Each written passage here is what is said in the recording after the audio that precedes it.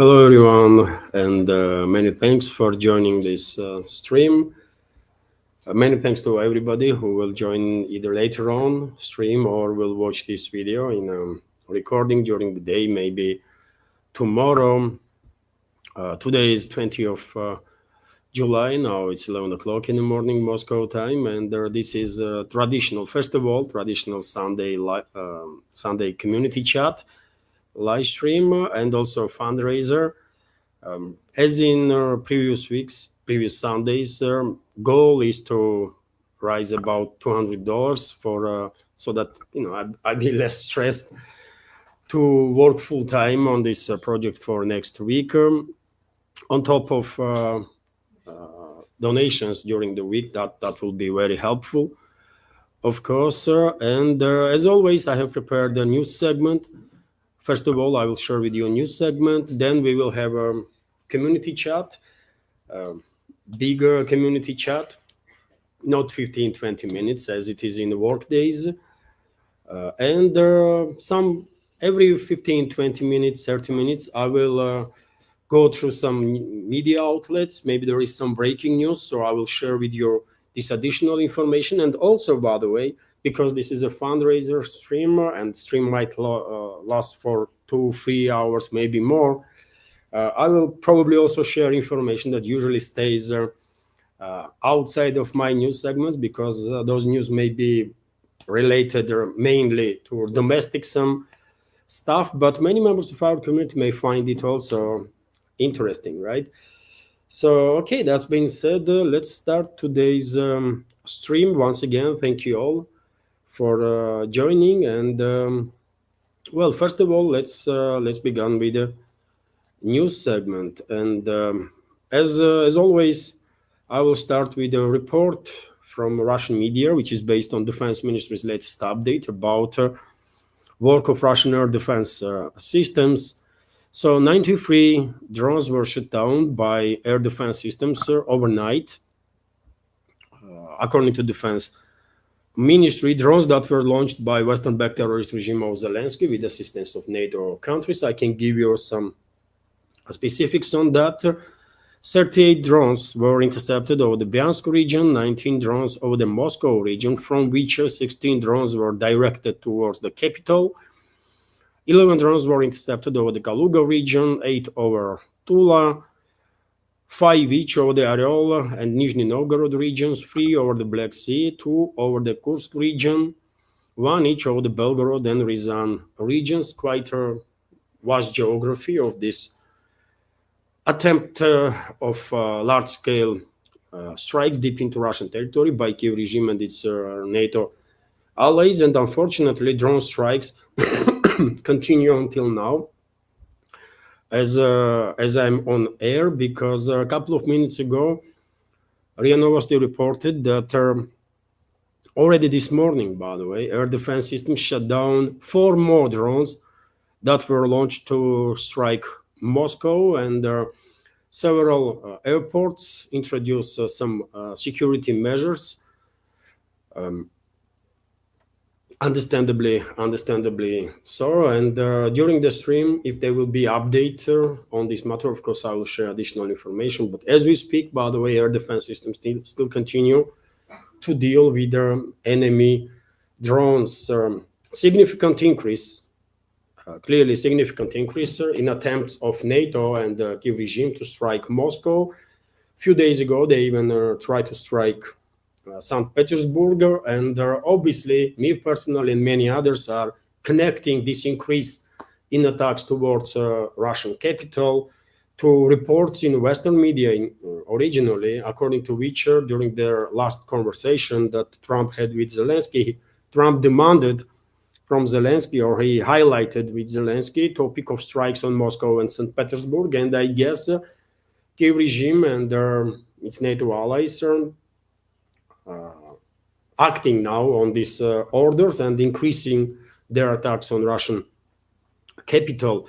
Also, during the day, by the way, yesterday, Kiev regime and NATO was launching more and more drones to strike deep into Russian territory. And for example, in a time frame between 1500 hours and 1900 hours, between 3 and 7 p.m.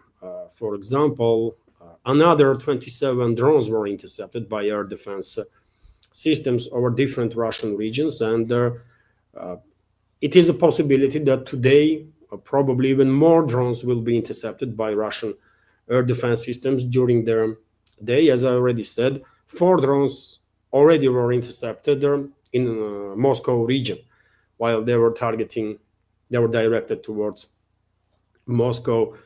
TASS news agency is also reporting, and this is yesterday's report about previous 24 hours, according to which just in that 24 hours, Kiev regime lost more than 1,100 military personnel on the battlefield all along the front line, almost 1,200 military personnel, and this is a daily occurrence. From 1,000 to 1,500 military personnel is lost by Kiev regime's forces, literally on daily basis. And yesterday I reported about progress of the Russian armed forces on the line of contact. At least 10 settlements were liberated this week alone. At least 10 settlements, and the Russian forces did manage to improve their positions significantly in many directions.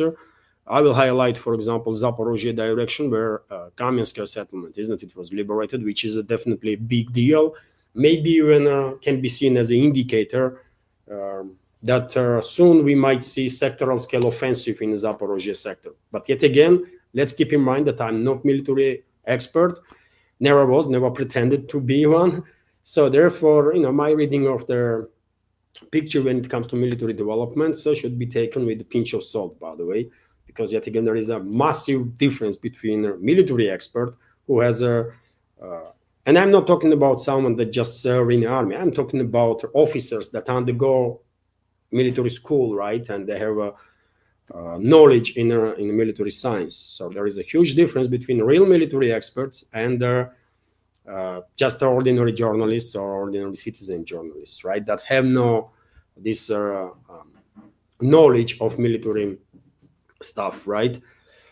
No matter how much you know about military affairs or military equipment and so on, you are nowhere close to being military expert, isn't it? Because military experts is a very different profession, and it's a science actually, right? So yes, this is a daily routine on the battlefield, by the way, when Kiev regime is losing from 1,000 to 1,500 military personnel. Last a couple of months, this is the usual rate. Although, by the way, I remind you that during the counter-terrorist operation of the Russian security services in the Kursk salient area, daily casualties of Kiev regime was 2,000 to 2,500, almost twice more, right? Not almost, twice more actually. Vzglyad newspaper is also reporting that, even Western media outlets nowadays are forced to acknowledge Russian progress on the battlefield, even though it was a Western media outlet, and still it is Western media outlets that are lying to the Western public about imaginary stalemate on the battlefield, right? Excuse me, Western so-called experts, public figures, and this so-called media is pushing non-stop this narrative for how long now, isn't it? That there is a stalemate and on the battlefield, and no one side is achieving anything, right? But now, due to I don't know, maybe due to significant progress of the Russian armed forces on the battlefield, or I don't know what is happening, but even New York Times is acknowledging Russian success. So for New York Times, there is no more stalemate, I guess. So Russian forces liberated record territory in Ukraine in June, according to interpretation of the statement of New York Times. So Russian troops in June liberated the largest area of territory in Ukraine since the beginning of the 2025, writes New York Times. And their friends, this is their interpretation of the Vzglyad newspaper. I'm quite sure. I did not read this article on New York Times, but I'm quite sure they did not use the word liberated. They probably used the word established control or occupied or something like that. But nevertheless, it is acknowledgement that Russian troops are achieving significant progress, right? Because, that's what New York Times is saying, that Russian troops established control over the largest area in this so-called Ukraine since the beginning of the 2025 in June alone, right? According to New York Times, this was facilitated by their effective use of air support, massive cruise missile strikes, the numerical superiority of the Russian troops, and the increase in the number of attacks using drones. Newspaper also notes that the ongoing attacks by Russian troops are putting significant pressure on Ukrainian troops, which are already facing problems with the number of personnel and manpower. Also, according to New York Times, Ukraine prospects for continuing active military actions remains uncertain due to the fact that the Donald Trump administration, according to the publication, is sending conflicting signals regarding further military support for Kiev. And well, I will disagree on New York Times with that. There is no conflicting signals, by the way. Trump is fully engaged. Trump's administration is fully engaged in this proxy war against Russia that West is waging, right? And just a couple of days ago, by the way, there was reports that Trump already allocated or will allocate in upcoming days some $300 million for a new military aid package. And it was a Trump, isn't it, that basically ordered to European NATO member states to transfer their weapon systems from their stockpiles to Kiev regime. And talk is not about just some air defense systems, but also about offensive weaponry.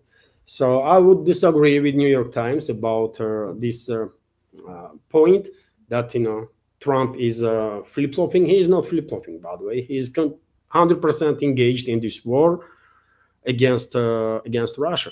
But it is interesting that one of the biggest names in Western propaganda is acknowledging progress of the Russian armed forces. For many people in the West, this article in New York Times is going to come as a kind of surprise, because it's a rare occasions, isn't it, that they hear something that is close to true, or maybe even true. Western media very rarely does that kind of stuff. Since 2022, by the way, they are pushing this narrative that it's a stalemate, right? Let's continue. And the Kommersant newspaper is reporting that, well, this is interesting, isn't it? That recently liquidated Ukrainian terrorist, so-called colonel of the SBU, Kiev regime's so-called secret service, Voronich, might have coordinated the explosions on the Nord Stream gas pipelines. And this report comes from Times. I wonder why Western propaganda outlets keep trying to divert attention of the public from Washington's involvement in this terrorist attack towards the Kiev regime. I mean, no one gonna believe them anyways, isn't it? We all know perfectly well that it was Biden who authorized personally terrorist attacks on Nord Stream pipelines. We know for sure that it was Biden's administration, U.S. intelligence, U.S. militaries that were involved in that terrorist attack to blow up Nord Stream pipelines, together with Norway, together with Brits, UK's intelligence and militaries, and Poles.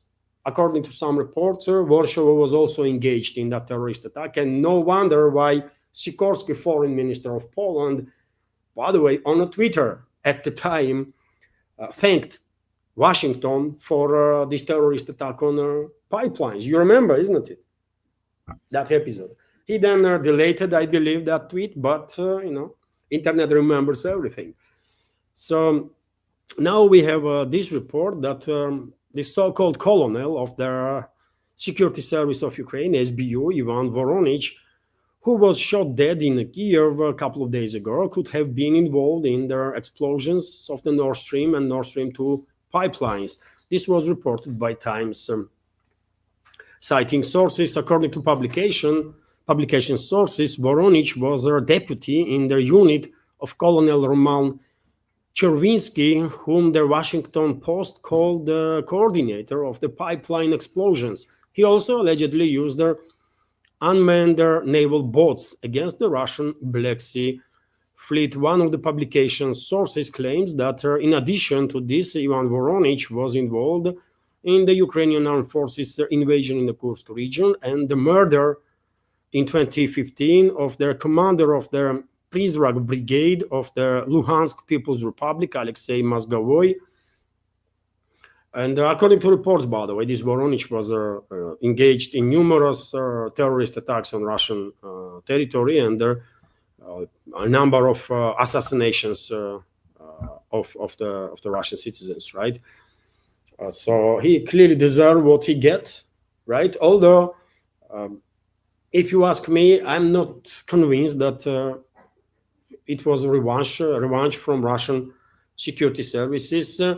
Could be, but me personally more inclined to believe that this execution of this terrorist Voronezh, SBO colonel, is more connected with the internal confrontation that is taking place on Kiev-controlled territory between different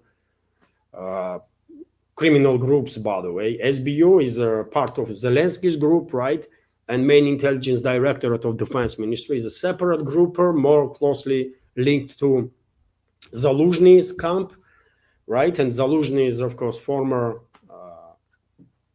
chief of general staff of Kiev regime and now serves as a Ukraine's ambassador to UK. So I think this was some internal conflict, but nevertheless, if by chance Russian security services had something to do with it, and they help these terrorists to go to other world, well, great, I will say, right? Because such a terrorist, by the way, and all terrorists should be neutralized, no doubts about that. There can be no mercy towards terrorists, by the way, 100%, right? But yet again, it is interesting, isn't it, that how long has passed since the US terrorist attacks on these Nord Stream pipelines, and Western propaganda and the US deep state still tries to divert blame from US to some other actors, right? That they might use, actually, by the way, to then set up and blame on them. But in reality, we all know that it was US administration, US intelligence, US militaries that were orchestrating and directly engaged in that terrorist attack on gas pipelines. And obviously, as I already said, Norway, we all remember Seymour Hersh's report, isn't it? Norway was for sure involved, according to Hersh's sources.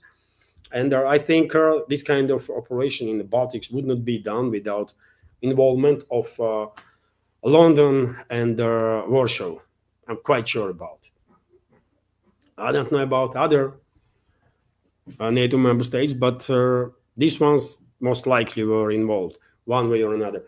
Also, interesting report, by the way, that yesterday at some point there was a massive smoke that was coming out of Zaporizhzhia nuclear power plant. On your screen right now, you can see the picture of that.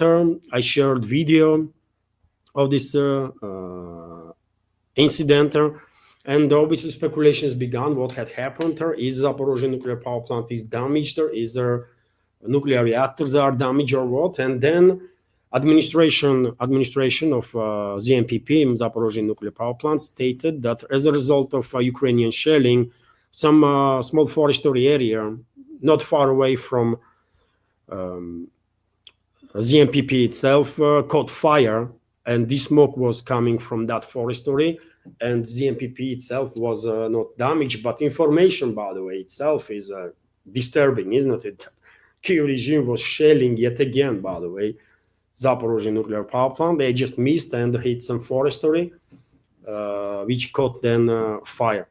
And I remind you, dear friends, that IAEA, that has its representatives still until now, by the way, on Zaporizhzhia nuclear power plant, neither those so-called experts of IAEA, neither head of IAEA, Rafael Grossi, this slut of Mossad and the CIA, ever stated that it is a Kyiv regime that is engaged in this nuclear terrorism and conducts regular attacks on ZMPP and other nuclear facilities on Russian territory.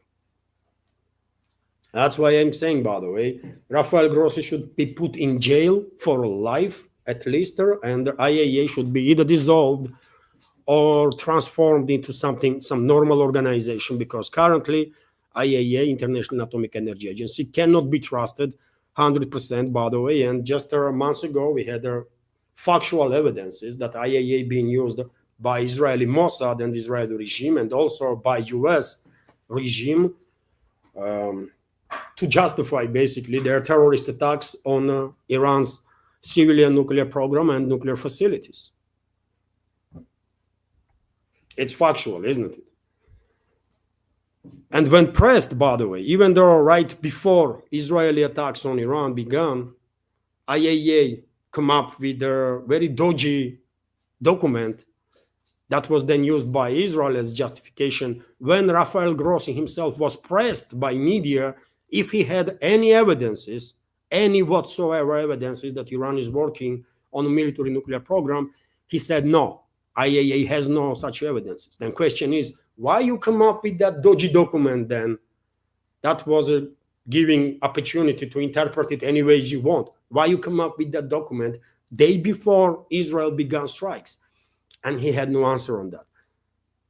And why? Because he is a Mossad slut, right? Mossad's whore and CIA's whore. That's what it is, man. And it is a shame that IAEA is called UN body, by the way. I mean, what the hell, man? This world is a freaking circus, isn't it? And all because of the Western ruling class, by the way. Western ruling class are turning this world into a bloody circus. I always said, man, Western ruling so-called elites, Western ruling class is an existential threat for humanity. And I guess very, very few people that possibly were not agree with me at the point when I, began claiming this. I mean, probably majority are agree with me now. And very few maybe still are thinking, you know what, maybe you are exaggerating. No, I'm not exaggerating nothing. Western ruling class is an existential threat for humanity. It's factual about it. Just take a look at the steps that they are taking. Take a look at their policies, by the way. They are pushing this world towards a full-scale nuclear war, right? So how can anybody doubt that Western ruling class is an existential threat for humanity? RIA Novosti is also reporting that, on this very matter, by the way, that Western ruling class is pushing this world towards nuclear disaster. I have this report that a German general is threatening Russia with their long-range strikes and actually calling for long-range NATO strikes on Russia after statements of U.S. General Donahue a few days ago when he was claiming that they're going to obliterate Kaliningrad region. Now we have statements from German general who is openly calling for long-range strikes on Russia, by the way. Let me give you some details. So Major General of the German Armed Forces, Christian Freuding, I guess descendants of some SS mass murderer and the scum of humanity, proposed striking Russian airfields and the infrastructure in order to support Ukraine. He said this on their Bundeswehr's YouTube channel. I mean, I don't know, man. This is really crazy, right? We have a quote here. It is possible to indirectly influence the fact that the offensive potential of the Russian armed forces is not revealed at all. The first possibility, of course, is to conduct offensive anti-aircraft operations ourselves using long-range means. Air warfare means, in principle, aircraft that strike airfields even before this means can be used, he said. I don't know how to comment on this, dear friends. These people are extremely dangerous, isn't it? One thing is when retired generals or colonels are going on some media, signing some contracts and acting as experts of all sorts, and then talking some crap because that's for what they've been paid. General Keane, for example, U.S. General Keane, constantly says some crazy stuff on Fox News or Fox Media.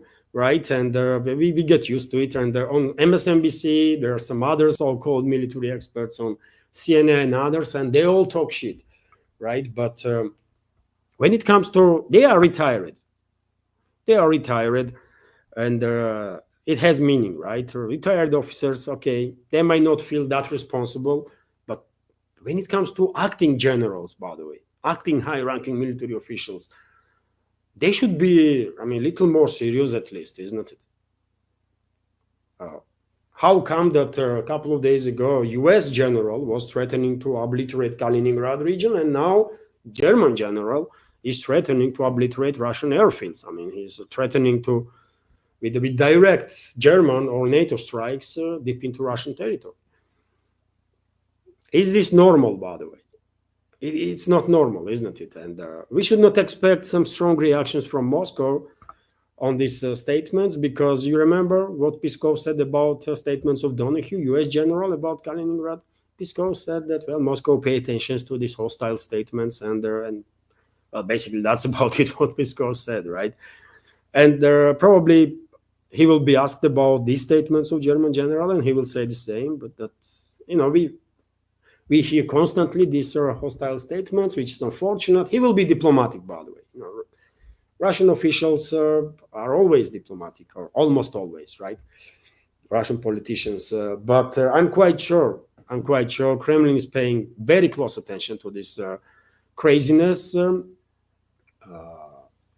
accelerating craziness of the Western ruling class, Western political and military elites. And I'm quite sure Russian general staff is already had in place some plans, by the way, how to react on every possible scenario that NATO may come up with when it comes to further escalation.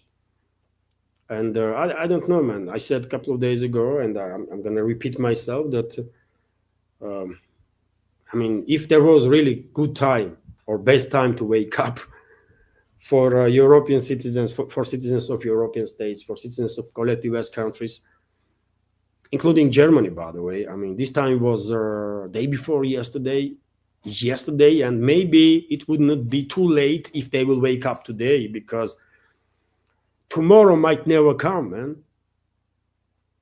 Western elites might actually provoke such a level of escalation that tomorrow may never come. So why I have not seen mass protests, by the way, either in US or in Europe, to de-escalate with Russia?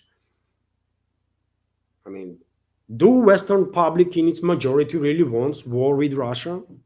Full-scale war, which means a nuclear exchange and the end of humanity? Do they really want this? Or maybe they don't even understand how dangerous the situation is. I mean, you tell me, dear friends, vast majority of our community are from the Western countries, right? So what's going on, dear friends? Is this normal when generals, NATO generals from US, from Germany, from other NATO countries, this openly are threatening Russia with their obliteration of the regions and with long-range strikes and so on? One day they might actually go ahead with this, isn't it?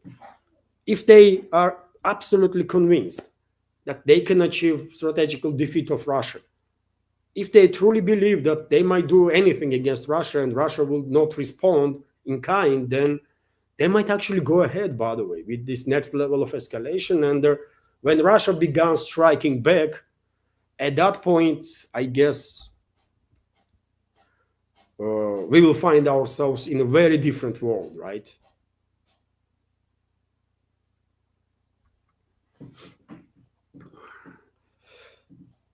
Let's continue. And also interesting report that first Patriot systems for Ukraine, Patriot air defense systems for Ukraine, which Germany will pay for, will be ready in at least 6 to 8 months, according to Bild, by the way, German, I believe it's a German media outlet, right?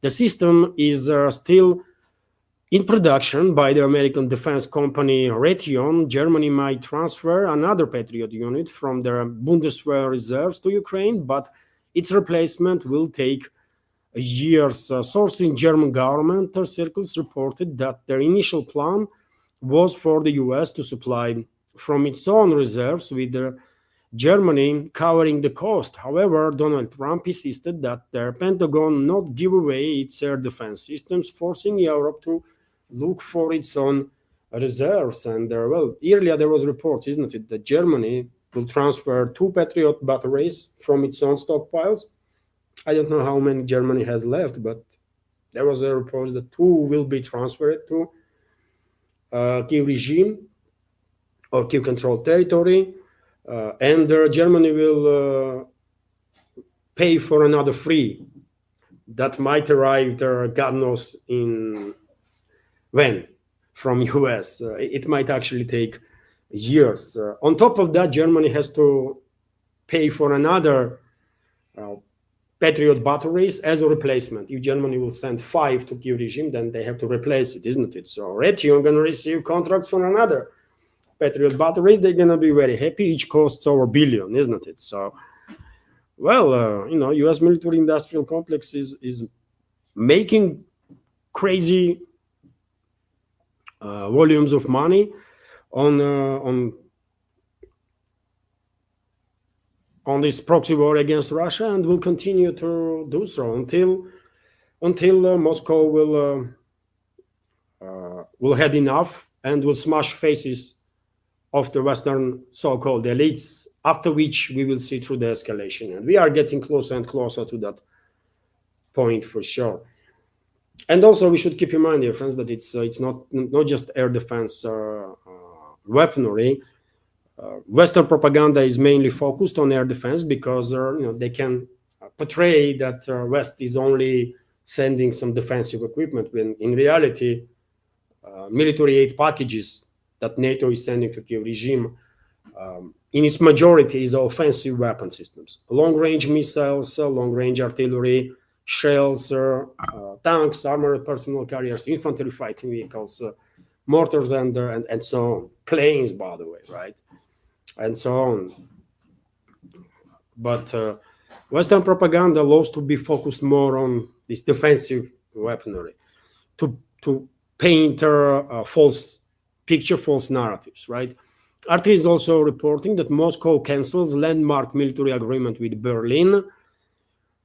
So Russia has terminated its decades-old military technical cooperation agreement with Germany, which has become one of Ukraine's main sponsors and weapon suppliers aimed to conflict with Moscow. And it is true, by the way, Germany is second to US country when it comes to financial and military aid to Kiev regime. No other NATO country, with the exception of US, has sent more money and more weapons to Kiev regime than Germany. And it does make all the sense to cut whatever agreements are between Moscow and Berlin at this point, because clearly Germany is under current leadership is engaged in a war with Russia directly, right? As it is the case with US, with UK, with France, with Italy, and many other NATO member states. Prime Minister of Russia, Mikhail Mishustin, excuse me, instructed the foreign ministry to inform Berlin that the 1996 pact, which has guided defense collaboration for nearly 3 decades, is no longer valid according to resolutions signed on Friday. And okay, by the way, I don't think this agreement did play any positive role, definitely not in the past few years. And why should keep it in place, right? Let's just annul it. That will make more sense. RT is also reporting that Zelensky continues to demand personal meeting with the Russian president. This guy is obsessed. This mass murderer and the terrorist is obsessed with meeting with the Russian president. He needs some psychiatrists for sure, because this is not normal. But nevertheless, let's go through this news. Ukraine's Vladimir Zelensky has once again called for a personal meeting with Russian President Vladimir Putin, saying this is the only way to secure a lasting peace. Moscow considers this pointless until the country's delegations find some common ground, and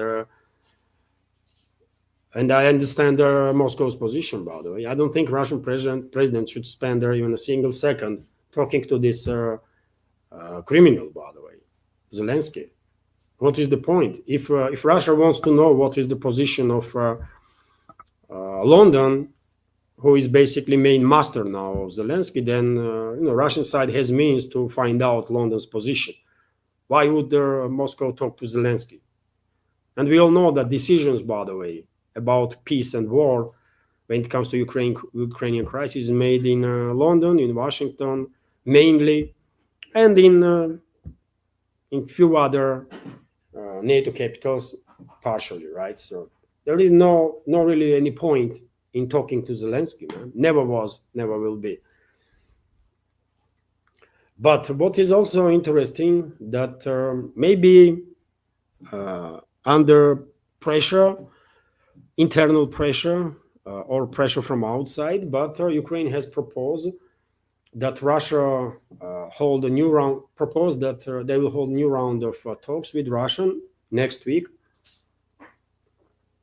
And I saw some commentaries from Russian side, positive commentaries. So maybe next week we will see third round of Istanbul talks. This is a possibility. And also reports are that key authorities may have coordinated with the US their proposal to hold negotiations with Russia next week, writes Der Spiegel. I reminded you, friends, that US envoy, Trump's special envoy, Kat Kellogg, is still in Kiev. And yes, maybe, not maybe, but for sure, by the way, Washington and London made decision to hold this third round of talks in Istanbul because otherwise, they will struggle with their narratives. By the way, they are working now in so many false narratives, isn't it? These collective West countries, that the derailment of Istanbul talks would make their will raise the questions even inside their fake world, right? That collective West is in right now. So therefore, probably they said to Zelensky, you know what, send someone to conduct these end round talks. But I'm sure, by the way, 100%, neither Washington, neither London, neither Berlin, Paris, Brussels, or Rome are interested in true de-escalation. Because yet again, it seems like Western ruling class still believes, by the way, until nowadays, that they can achieve strategical defeat of Russian Federation. So therefore, they will continue this escalation. And I expect a tremendous escalation in very short time, by the way, especially based on extremely aggressive statements from generals now of the NATO countries. I expect unprecedented level of escalation when Russia will finally smack the faces of the Western so-called elites, so much so that they will realize that any further step will mean their certain death, and after that they will begin de-escalating. But now, I don't believe even for a second then that Western elites are serious about the escalation. No, until Russia will smack the freaking faces, they're going to continue escalation, for sure.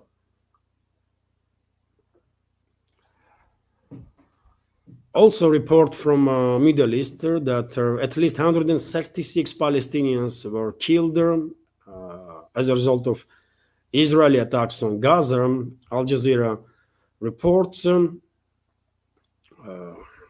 I mean, this is also, unfortunately, everyday tragedy that is happening in the Gaza Strip. While world communities is today focused on one topic, tomorrow on another, then something else, Israel continues to genocide Palestinian people. Israel, fascist Israel, continues, and fascist Israelis continue to kill Palestinian civilians in mass every single day. And this world, this so-called international community is doing nothing about it, or unable to do anything about it. It is what it is, man.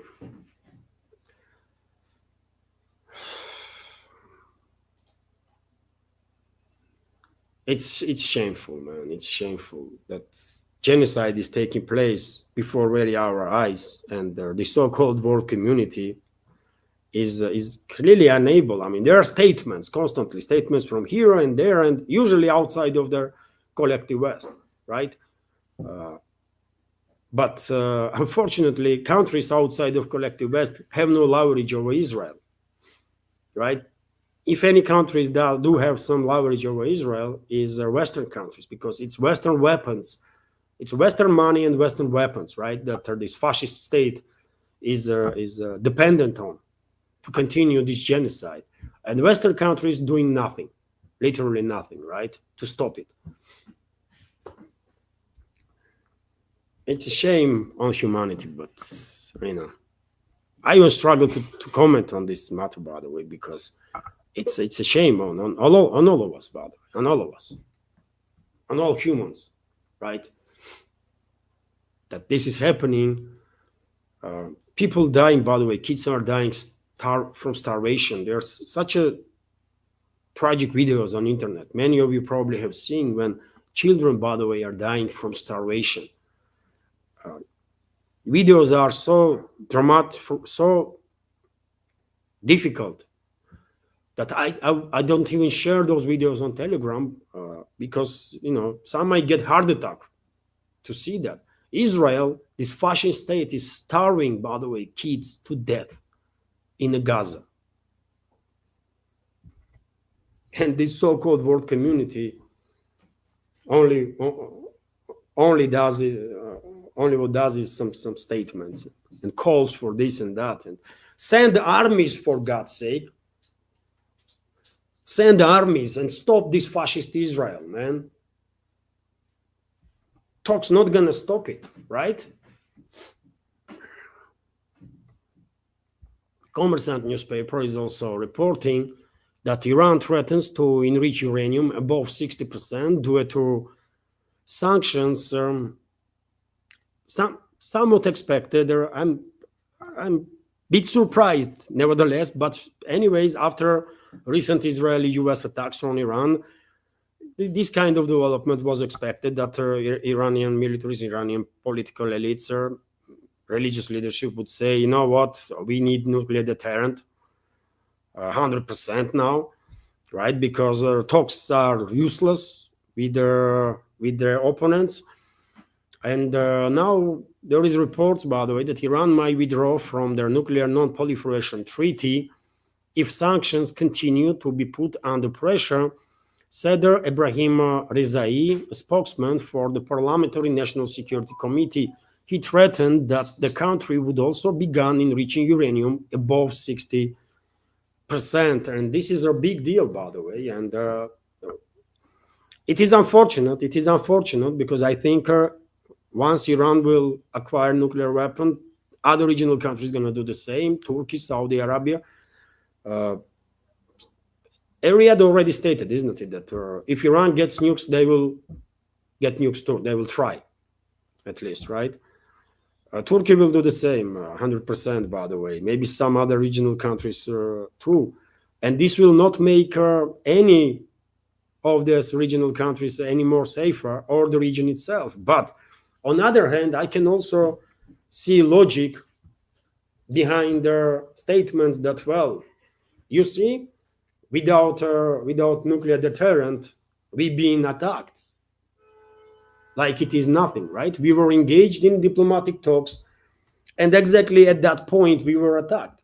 And their diplomacy was used against us as a tool of deception. So how can we negotiate with these people? It's a legit question, isn't it? So therefore, it well might be that Iran has already moved, by the way, towards creating nuclear weapons. I have no doubts that Iran's nuclear facilities are well capable to, maybe already are enriching uranium even beyond 60%. And all it takes, by the way, to enrich uranium up to 90%, and then you have a military grade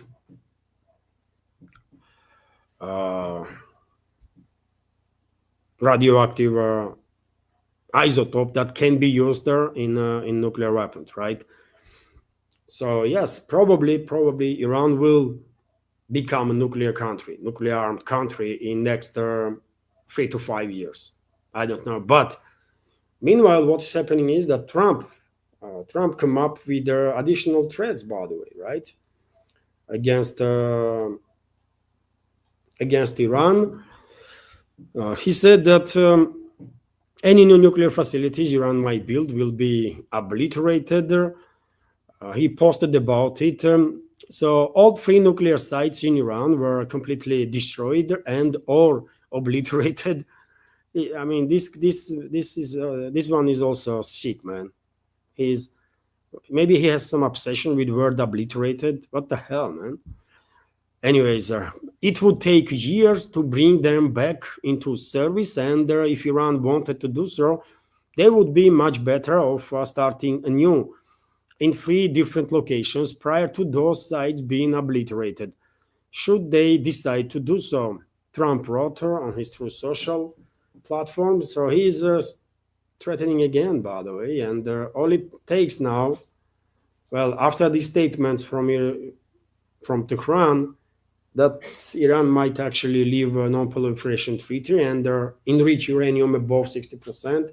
Well, this statement alone can be used, by the way, by Zionists, by fascist Israel and the US to further escalate with Iran and to eventually provoke regional war, as it was intended initially by globalists, right? Globalists want regional war, by the way, in the Middle East. I explained my reading of the big picture many times before on that matter. I'm 100% sure globalists want to provoke regional war in the Middle East on ethnic and religious lines.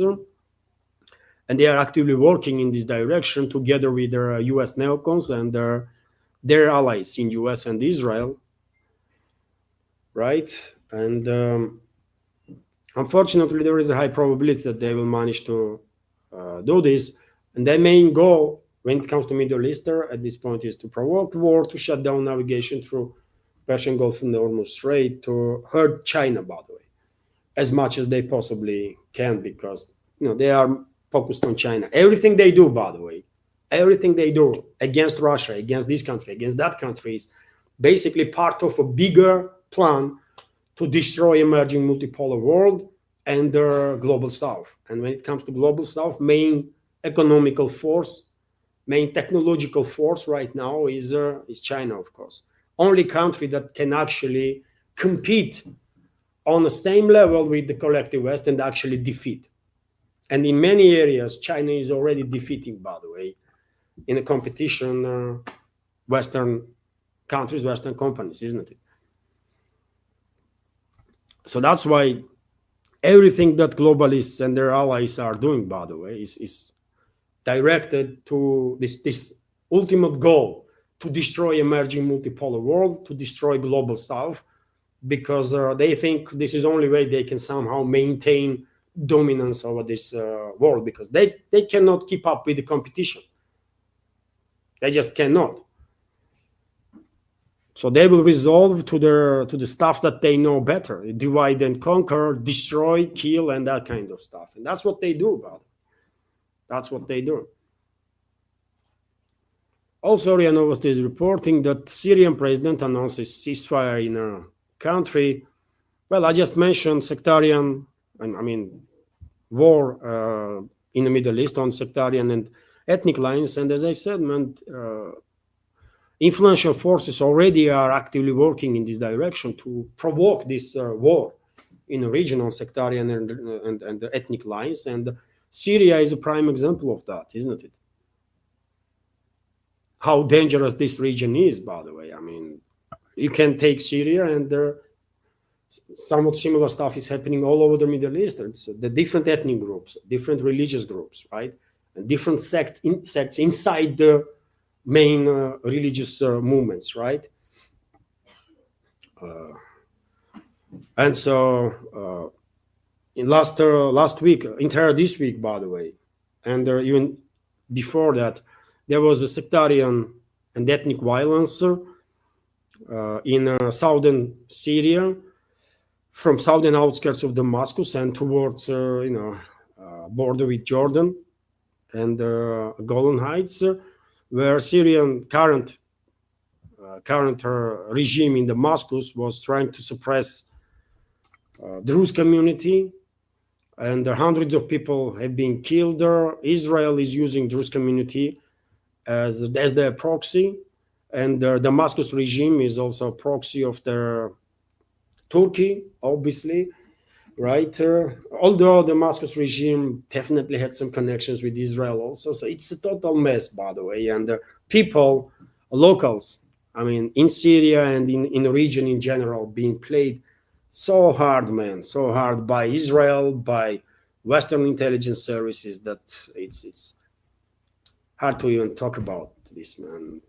People and countries, entire countries being played for so many decades now, by the way, that it is unbelievable that society still did not wake up and didn't see that they've been all played, they've been used as a proxies by certain forces. And they are killing each other, literally, by the way. Druze people, Christian people, Sunni, Shias, they are killing each other. While who is benefiting from this? Forces that are using them as a proxies, but go and tell them this, you know. And so Ashara, or whatever his freaking name is, this so-called leader of Syria now, is calling ceasefire, but it's not standing, by the way. Violence, I see this morning videos also of violence in Suwaida province, so clashes between Damascus forces, also Bedouins, by the way, Bedouin forces, and Druze forces continues. There is no ceasefire in place, at least not for now. Also interesting news, dear friends, on topic of Epstein files. This story is not going away, no matter how hard Trump gonna try to call everybody to forget about it. No, people are not forgetting. Not in the world, not in the US, to be more precise. And we have some interesting revelation from former legal counsel of Epstein, Alan Dershowitz, who actually, in one of the interviews, recalled that he was introduced to Epstein, you know by whom? By Rothschilds, by the way. He called them Lady and the Lord Rothschilds. And when you hear Rothschilds, you understand straight away this is most powerful, one of the most powerful clans in this world, by the way, if not the most powerful, right? And where this clan is based, mainly in Europe, right? And Rothschilds, for a reason, I believe, are being called as creators of the Israel, right? Israel is their creation, is Rothschild clan, right? And currently, main driving force, whenever I say globalists, I always highlight that in my reading of the big picture, main driving force behind the globalist movements are European aristocracies, right? And among these European aristocracies, most powerful is British aristocracy, British royal family, British aristocracy, right? And where the roots of Rothschilds are, this clan was spread all over the Europe, right? But originally, they began their journey, let's say, from Britain, right? Am I correct?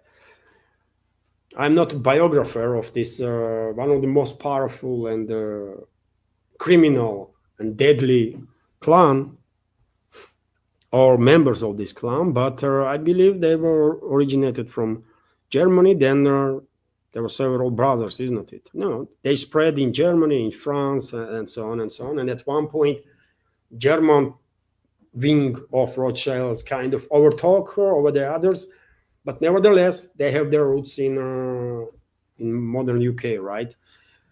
They began this expansion from there, and Europe is their backyard, right? Europe is their backyard, and obviously,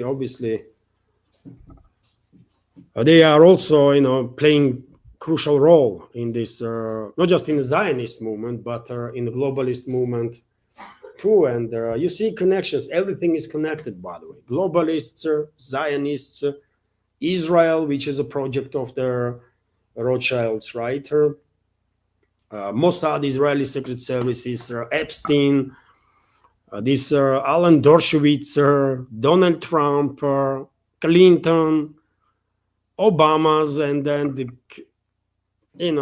it's Western so-called elites are, by the way, disgrace of humanity, right? And the human scum. Western elites, Western aristocracies, Western political class is a disgrace of humanity and the human scum. That's what they are, man. That's how it is. It's factual. And they are existential threat for human society, human civilization. 100%. These disgusting, freaking animals, man. All of them, right? It's in, fucking animals, man. Sorry for my French, by the way, but Western elites, man, what is one say goes that power is corrupting, right? Absolute power corrupts absolutely, right? And this so-called elites in the West, or Western elites, aristocracies, royal families, and so on, and their financial clans that are connected with them. And Rothschilds, by the way, were financiers of their many, many royal families, right? And aristocracies, once they get to PowerPoint. And they are all connected, right? And these criminals, by the way, were basically controlling almost our entire world, entire world for centuries, right? So they didn't just have the power that is corrupting. They had their almost absolute power, by the way. And they get corrupt absolutely. And that's why they have nothing of humans right now. They are absolute degenerates, right? They may look like humans, but due to a level of corruption of their soul, of their,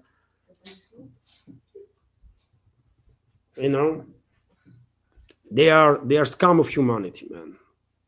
That's how it is, right? And I think vast majority or everybody in our community probably will agree with that, because it's just factual, right? It's just factual. And I will end news segment for now, dear friends. Once this live stream gonna continue, isn't it? We're gonna have a community chat, and every 15, 20, 30 minutes, I will go through some main media outlets, for breaking news. So program is continuing, but this first news segment, I want to end on this interesting news that scientists have revealed the secret of their construction of the pyramids on the Giza plateau. These pyramids, they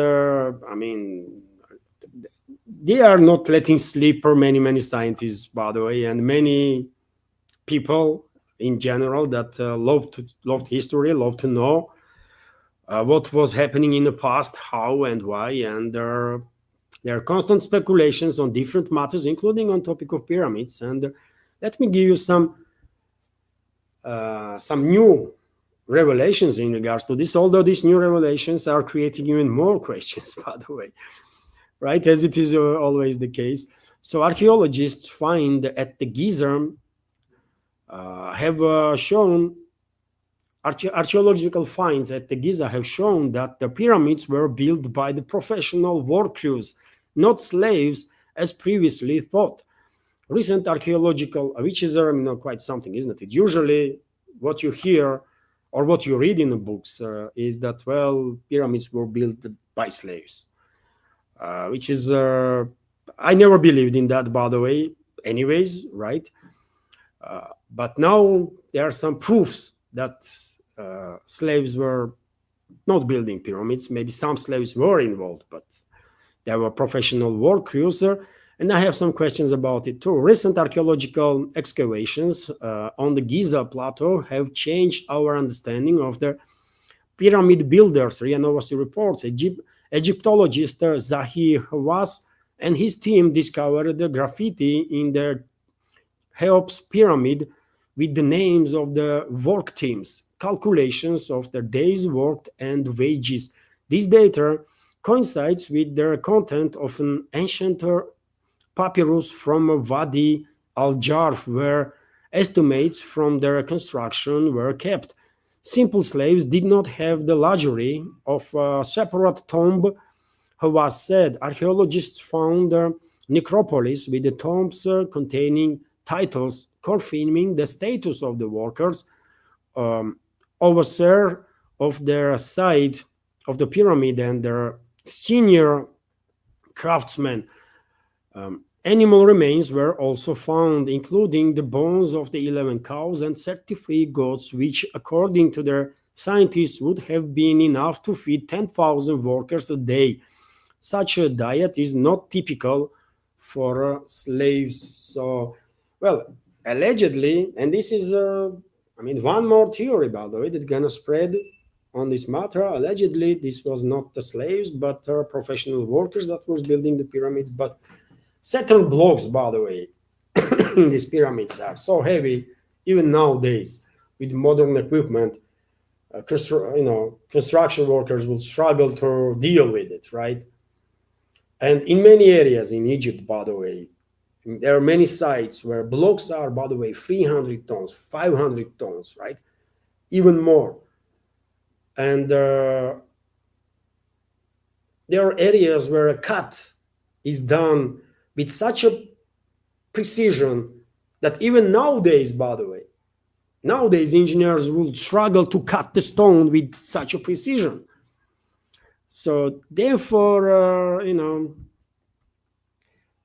I don't know who built those pyramids. I don't know how, but I doubt that.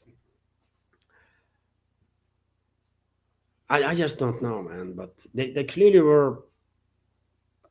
Pyramids were built by civilization that clearly had some access to some technologies that are even nowadays might be surprising for some, right?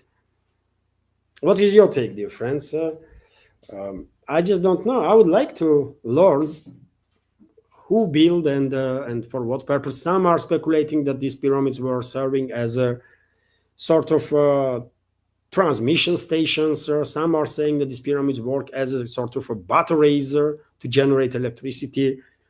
And only later on, by the way, these later generations of the pharaohs began building pyramids as a sort of a tomb for them.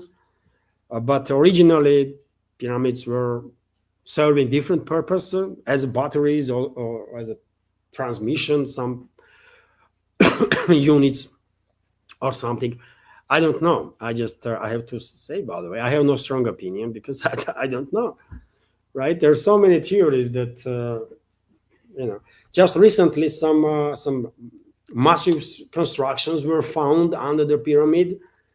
They're in Giza, right? Also, questions being raised about that, and no archaeological work is being done yet to uncover what these structures under the pyramids are, right? So I don't know, but I definitely never believed that slaves were building these massive constructions. By the way, no, man, not possible, right? And well, I guess this is it for news segment, dear friends. Let's have a chat now. Let's have a chat.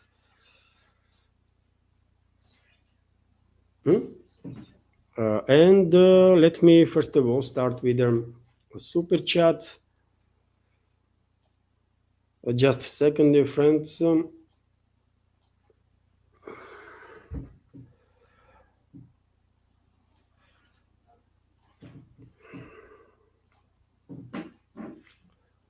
Hopefully you did find news segment interesting, dear friends.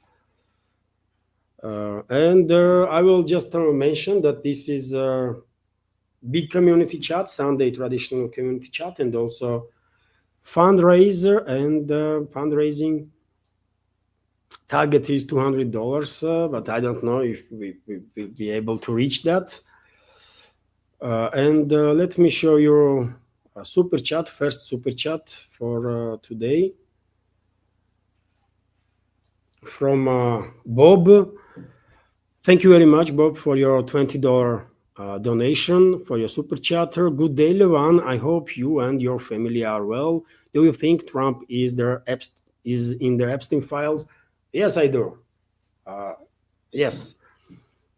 I think there is enough evidences that, and video, by the way, evidences. We don't have to guess that Trump and Epstein did knew each other quite well for decades, by the way, since 80s, I guess, early 90s, even 80s, right? There are old videos circulating, by the way, and just a day before yesterday, it was, I believe, Epstein girlfriend stated that Trump and Epstein were like wingmans, right? They were engaged in all sorts of activities, and we all know what kind of activities Epstein was engaged, right?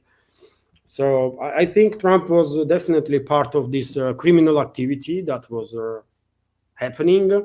Maybe he was actually was engaged in blackmail, all sorts of blackmail operations together with Epstein, although we should keep in mind that Trump was a smaller figure. Epstein was a probably senior figure in that whole criminal operation, and Epstein also was a Mossad asset, right? I have no doubts about it that Epstein was a Mossad asset, so he had a bigger backing. He had an entire terrorist organization, one of the most powerful terrorist organizations behind him, that Mossad is, by the way, right? He probably had some connections with CIA too, and yes, I mean they have some dirt on. Can you imagine on how many so-called public figures, politicians, and so on in the Western world? This operation was ongoing for decades, right? So they did probably manage to collect dirt on almost everybody, because U.S. political system, by the way, for example, and it's not just U.S. by the way. You should keep in mind that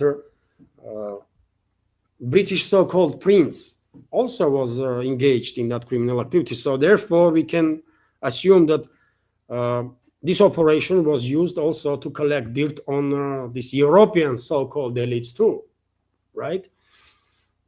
And well, God knows how many dozens or how many hundreds of current, past, and potentially future high-ranking officials have been blackmailed by them, by Mossad at this point, right? Mossad and CIA, they are they are operating together, right? And so these files never gonna go see sunlight, by the way. They're not possible. These files never gonna see sunlight. Eventually some documents might be released, and some elements, some figures might get sacrificed from the Western elites, like couple of them. But main part, 99% of this dirt that was collected through this Mossad CIA operation will never be released, by the way. Probably. Right? Thank you once again, Bob, for your question and super chat. And there was a wow, unbelievable. Robert, thank you very much for your donation, $125 donation from Robert. Truly grateful, dear friend. Truly appreciate your support. This is not the first time you are supporting, with generous amount, and truly grateful. Thank you very much. And comment is, do you think Russia will finish this conflict this year? Well, this is a difficult question. Unfortunately, I'm not confident that this conflict will end this year, Robert. Which is unfortunate. But given the position that U.S. is taking under the administration of Trump, when they are willing to send their, continue to send more and more weapons and munition and so on, globalists or European NATO member states will be in a position to continue this support with money and the weapons of their proxy in Kiev. And well, in Kiev controlled territory, there are still millions of people, by the way, left, right? 15 to 18 million people probably still lives there on Kiev controlled territory. So you can imagine how many people Zelensky and his criminal associates can forcefully mobilize. So as long as there is a base for forceful mobilization, and as long as NATO is in a position to send more weapons, more munition, this conflict unfortunately will continue. And so chances that this war will end this year is, I'm afraid, next to none. Unfortunately, by the way, I was a bit optimistic a couple of months ago, because at some point I began kind of believing that maybe, just maybe, Trump's administration will use off-ramp that Russian side created for US to get out of this conflict. And in that case, I mean, without US, European NATO member states would not be able to prolong this war for years, by the way. They are just not in a position to do so. But unfortunately, we all see latest developments. Trump is on board with this proxy war. Pentagon is on board with this proxy war. And US definitely has enough stockpiles, by the way, to be main supplier of weapons, right, in this case. And I'm talking about artillery, not just missiles, by the way, air defense systems or offensive missiles, but also armored vehicles, infantry fighting vehicles, armored personnel carriers, artillery systems, machine guns, assault rifles, munition for all of that. US can support in relatively long terms, right? But Europe can't. But if US is on board, then so that is my answer, dear friend. Tragically, this war would not end this year.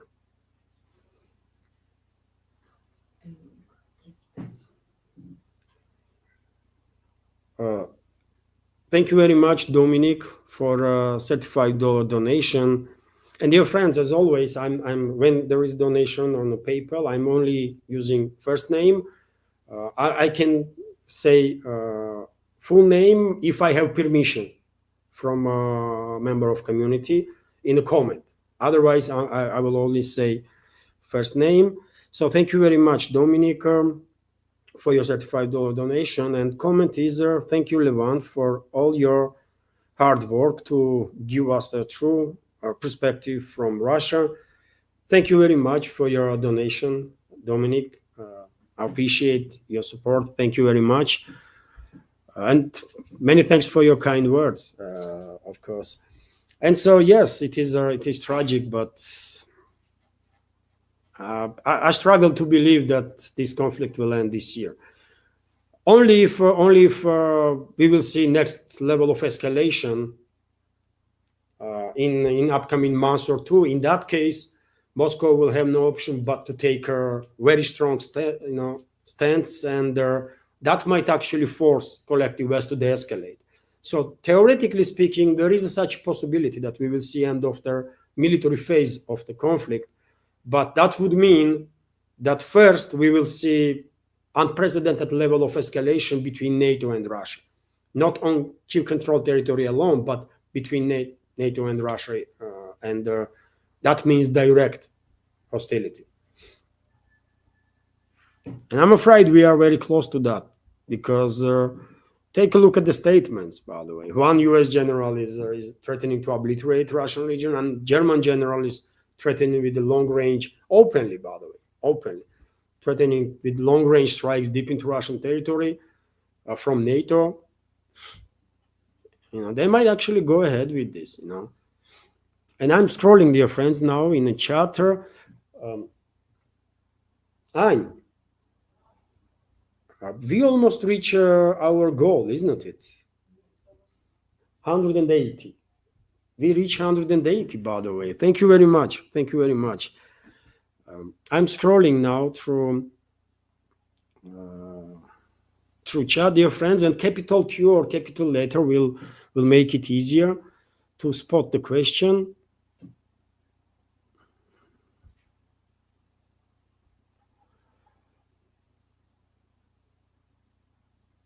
And my apologies if unintentionally I missed your question, dear friends.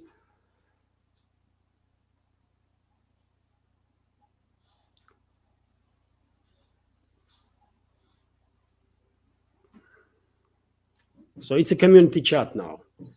It's great always to see members of our community exchanging opinions, by the way. We are a real community, that means, right? On some channels, there might be some, I don't know, man, 100, 200, 300,000 views. You go in chat and people are not talking, not exchanging opinions, just like nothing is happening. But our community, I always say, man, we are maybe small, but a great and very friendly community.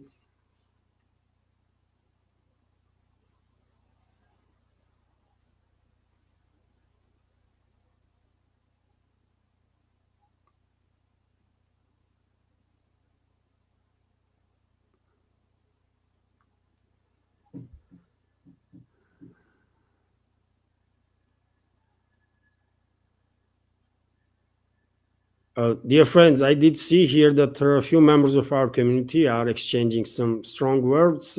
Please, dear friends, we are very friendly and very polite community, right? So let's not do this. We don't have to agree with each other on everything or anything at all, right? We are not building some factory, isn't it, to be like similar in everything. So therefore, having different opinions is absolutely okay, and let's be respectful towards other opinions. Nidish Kumar is asking Levan, can Russia do something in Syria as you still got bases? That's a question, isn't it? All Russia can do right now, battles are taking place in southern suburbs of Damascus, on southern Syria, and Russia has no bases there. I don't think Russian troops will get involved, but if situation further escalates and refugees will run towards coastal province, then Russian military bases might open door for refugees, as it was the case when Damascus forces attacked Latakia and they were genociding basically local Shiites and the Christians. Thousands of refugees went to Russian bases and they were protected there. But when it comes to other parts of Syria, I mean, what can Russia do? Russia not going to get engaged militarily, isn't it? So,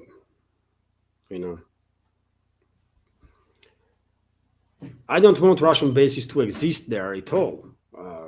Why Russian citizens are risking their lives, by the way? I mean, as I said in previous updates,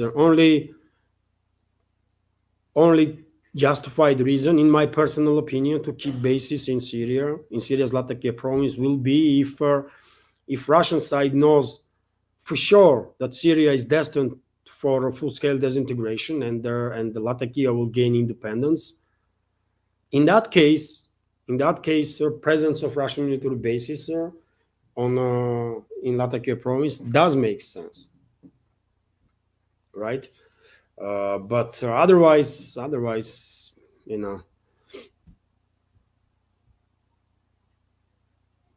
if Syria will go down into full scale civil war, then UN may actually may actually come up with their humanitarian initiatives, with their peacekeeping initiatives. And if that will happen, then because Russian troops already are present in Syria, Russian armed forces may participate in a peacekeeping mission. That's also a possibility. But right now, I don't see Russian troops getting engaged in hostility between different groups, different armed groups in Syria.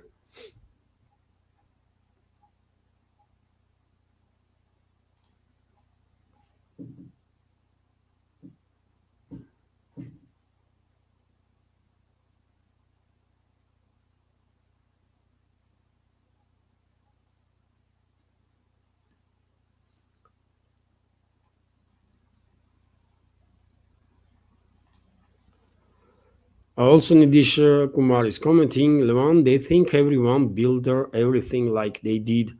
If it is spectacular for their understanding, they will say aliens. Yes, I mean, we don't know so much, isn't it, Nidish? We don't know so much. In India, by the way, in India, you have a unbelievable cultural, historical heritage, isn't it? And there are books, by the way, that written, I don't know how many thousands of years ago. That, and unfortunately, I cannot give you name of the book that I'm talking about right now. Probably you will know straight away. But based on the stories in that book, one may assume that at some point there was some sort of even a nuclear exchange, right? Nuclear war, because certain events are described in a way that you can compare it right now to the nuclear explosion, right? And one might wonder how people in India so long ago can write something like that allegedly they should not know, by the way, right? I mean, by the way, maybe our planet experienced rise and fall of civilizations dozens of times, right? When civilization is built, then something is happening, civilization is wiped out, and after a million or 2 million, 3 million years, there is a process again, repeats itself, then civilization is wiping out itself, and somehow, maybe through few survivors or something, some knowledge in changed understanding is reaching us or something. I don't know. I just don't know. It is fascinating, but really difficult to know, by the way, isn't it? Wow.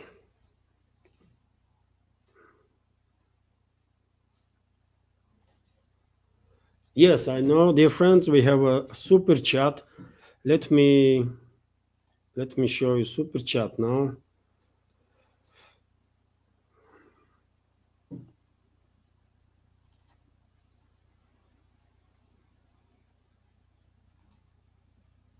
Not this one, but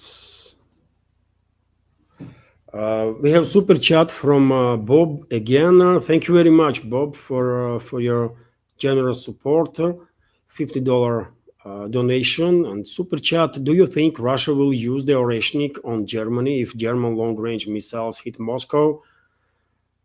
Yes. Yes, I think so. Thank you for your quick question, Bob. But on your question, I know there is a skepticism worldwide what Russia will do. I mean, will Russia retaliate hard if and when Western long-range missiles began striking very deep into Russian territory, including in Moscow? And I was also obviously thinking about it, and I think if German missiles began striking Moscow, due to a high level of involvement of Germany in this crisis, in this proxy war against Russia, I think there is a high high probability that Russia will strike back on Germany. Maybe with Oreshnik too. Russia will definitely strike back. With what weapon, Oreshnik or something else, I could not know for sure, but it could be Oreshnik. But Russia will strike back. Russia will strike back. One should keep in mind that there is a massive difference, isn't it, between, let's say, 300-kilometer range cruise missiles that have been deployed by UK and France, and also a US ATACMS missile, tactical missile that has also 300 kilometers and 500 plus kilometers. There is a big difference there. Also, Germany is, as I already said in previous programs, is working with US to acquire these Typhoon launchers, which means potentially they want to launch Tomahawk missiles to strike deep into Russian territory, and Tomahawks from Typhoon launchers can be sent up to 2,000 kilometers distance, right? German general is coming out and openly saying that they should begin targeting Russia directly. So when all this stuff is happening, and also, by the way, one should keep in mind that UK and France are nuclear countries, Germany is not, right? So if Russia would retaliate on UK and France, then maybe calculus was that if we retaliate, calculus of Moscow was that if we retaliate now on UK and France, or the US, or let's say first UK and France, right? ATACMS came little late. So maybe our calculus was that if we retaliate on UK and France, we have to neutralize their nuclear capabilities too. And that would mean basically preemptive, large-scale preemptive strike, right? Potentially with nuclear weapons.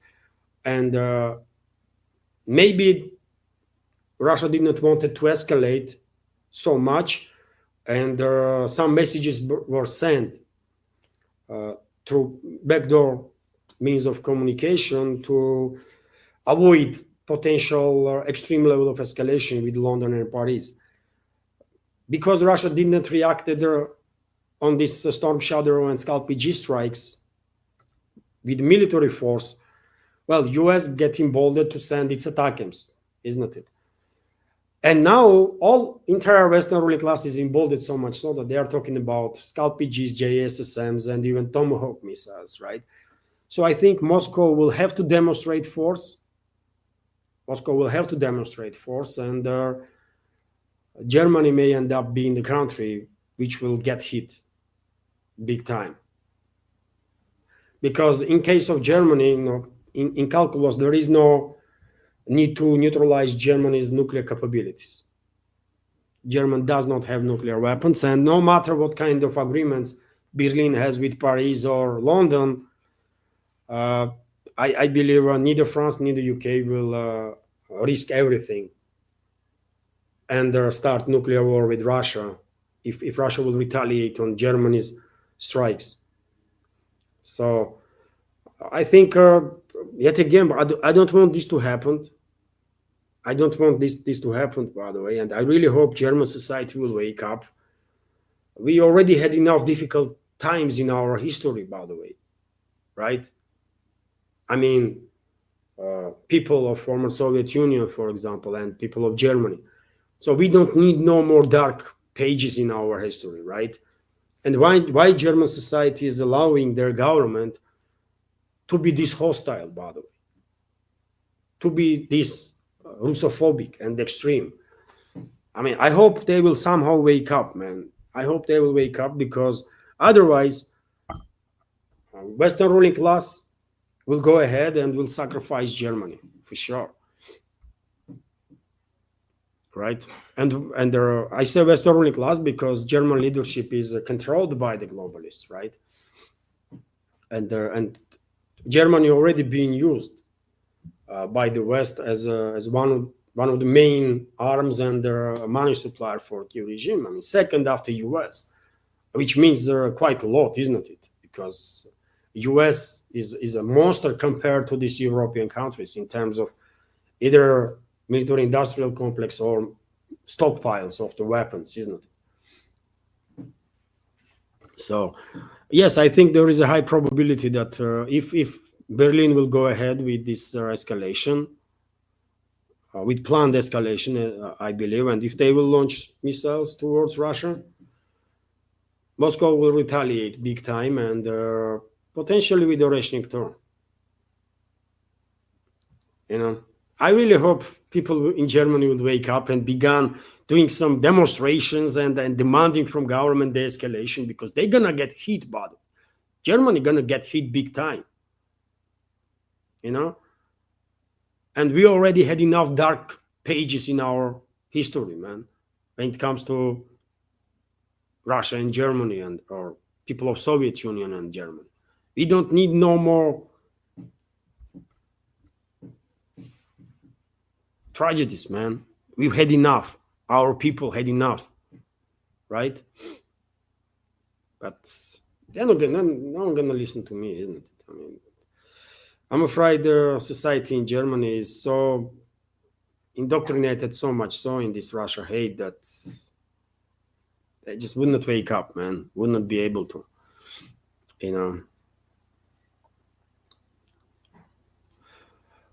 Thank you very much, Bob, for your super chat and the question. Svetlana Vladimirova is asking, what is your view of Vladimir Solovyov, a good guy or insincere man who would sell his soul to their highest bidder? I think they're later. I have to agree with you. Because in my personal opinion, I mean, people do change, right? People do change. And it's not bad stuff. I mean, if you have a better knowledge today than you had yesterday, of course, you should make some adjustment of your take of the situation, or on your reading of the big picture. So more you know, better you can reflect on the reality, right? So people change, nothing is wrong with that, but nevertheless, somehow I find Solovyov to be like just pure propagandist, by the way, and today it is profitable for him to have a Saturn takes. Tomorrow, if things change, he might change too. And this is, maybe I'm wrong, but I don't know him personally, right? I don't know him personally, but I remember when there was a story with NTV. He had very different thoughts. Now he has very different thoughts, and he's just too aggressive. I don't like that too. One thing is when sometimes I know things happen, and once in a while, if you go wild, emotions may take over, and when you are working alive, things happen, right? It happened to me quite a few times, and I apologize for that, for being tremendously emotional, for example. So things happen, especially when you are working online in real time, right? But he is too aggressive constantly. He's just too aggressive constantly, and why? For God's sake, let's just chill a little bit, right? We all are stressed. We all are paying attention to developing stories and everything. But if I hear some alternative to my view, I'm not gonna go crazy straight away, right? I will listen to alternative point of view. I will ask for some argumentation, some factual information, and let's think about it, right? It always depends on the situation, obviously, but I think he is too aggressive, and I don't know, man. I have nothing personally against him, but I see him as a propagandist, by the way, and many others, right? And propagandist means that he would not say true. He might say true now because he don't really need to lie much, right? But if tomorrow things change, then he might actually continue to say whatever is more profitable. And Or maybe I'm mistaken. I don't know. I don't like Solovyov. I just don't like him, you know. And I don't watch TV. I know about Solovyov just because he's just too long in a media field, right? And he's on internet. I am subscribed to his page, by the way, on Telegram, actually, right? Solovyov Live. I'm subscribed to that because, you know, I read what they are publishing. I don't watch his TV programs, though. Only if I see some fragments on YouTube or something, or on Telegram, right? I don't watch TV in general. I cannot even tell you when I last time watched news on TV, but yeah, very, very long time ago, right? So I don't know what he does on TV, but sometimes I watch some fragments of his show on Telegram, this Solovyov Live. They have TV too, right? And you know, sometimes yes, he says something that I can relate to, agree to, but you know, sometimes he's just too freaking aggressive towards everybody that might have a bit different take on some situation, and this is not normal, right? Uh, we should be able to have a conversation. But nevertheless, yes, I mean, if you ask me directly, do you like Solovyov, I will tell you no. But I don't know the guy. I just simply, you know, don't like his character that I see on internet. And this is a character, right? Because I don't know him personally. But that's my answer. Thank you for your question.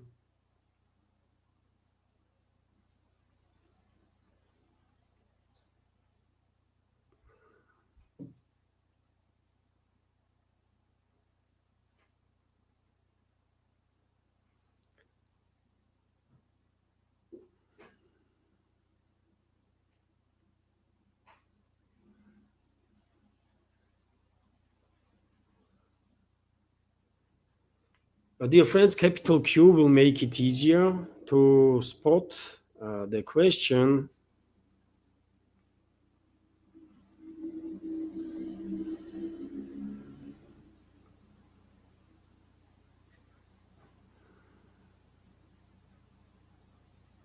And we did manage to, dear friends, we did manage to reach target, right? Yes, thank you very much. You know, streamer fundraising part of Ether was a success. Thanks to you, dear friends. So thank you very much. And due to this Sunday fundraisers, I become less stressed, and it's noticeable now. I just spoke about a couple of occasions when I did go wild due to emotions, and these emotions sometimes are tricked with the stress, isn't it? That is related with this work, which is a full-time job, by the way. I may be on air just an hour or two, but behind these videos there is you know, quite stuff to do, and sometimes you just get stressed, tired, and it might trigger you to go emotional. You know, that may weaken you so much so that this stress, that emotions will overtake, and it's never good. Some members of our community like when I go crazy, but I don't. It might be funny to watch or something, but I always apologize when you know, when emotions prevail, and you know, I say some crazy stuff that I should not. But that's what emotions do, by the way. You just say stuff, right? In a way that you know, not pleasant. You can share similar ideas with a, you know, more polite way, right? Adequate way. I'm quite self-critical, by the way.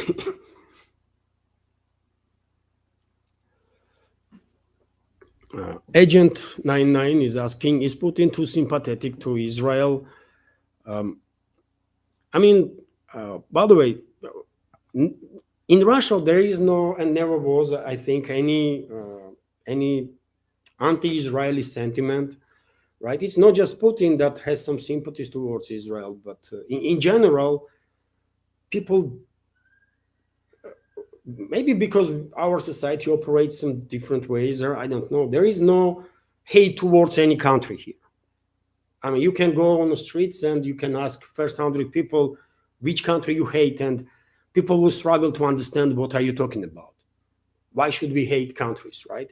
Why should be extremely negative towards this country or that country? If you ask leadership of the country, that will change the conversation completely, and you will receive very justified commentaries, right? But countries and peoples, there is no aggressive sentiment here in Russia against anybody, really, right? So I would not say that Putin is too sympathetic to Israel. I mean, he is also a citizen of Russian Federation, like every other, right? And we never hated Israel. Unfortunately, leadership of Israel, especially now, I mean, is on a couple of occasions, Israel might have the leaders, by the way, that were actually for peace to be achieved, and one of those leaders was killed, right, by Israeli ultra-right element. We all know who am I talking about. So there was occasions when Israel actually had their political leaders that were capable of achieving peace, but those people were moved aside, some cases with killings and assassinations, which is nothing new for Israel, right? Political assassinations.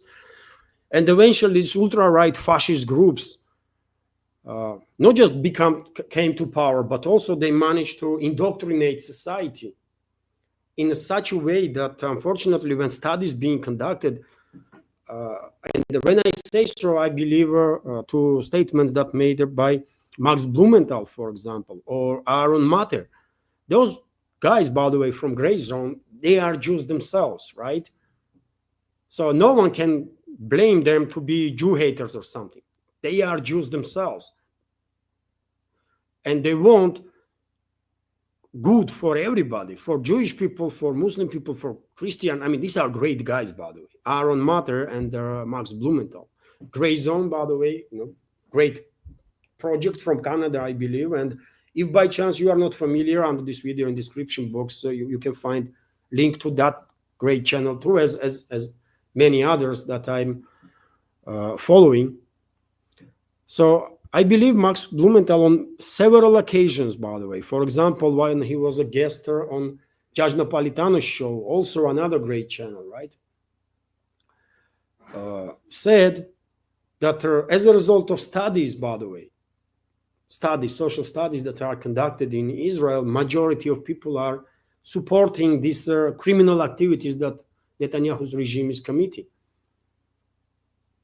And that means people being brainwashed so much so that, and radicalized so much so that,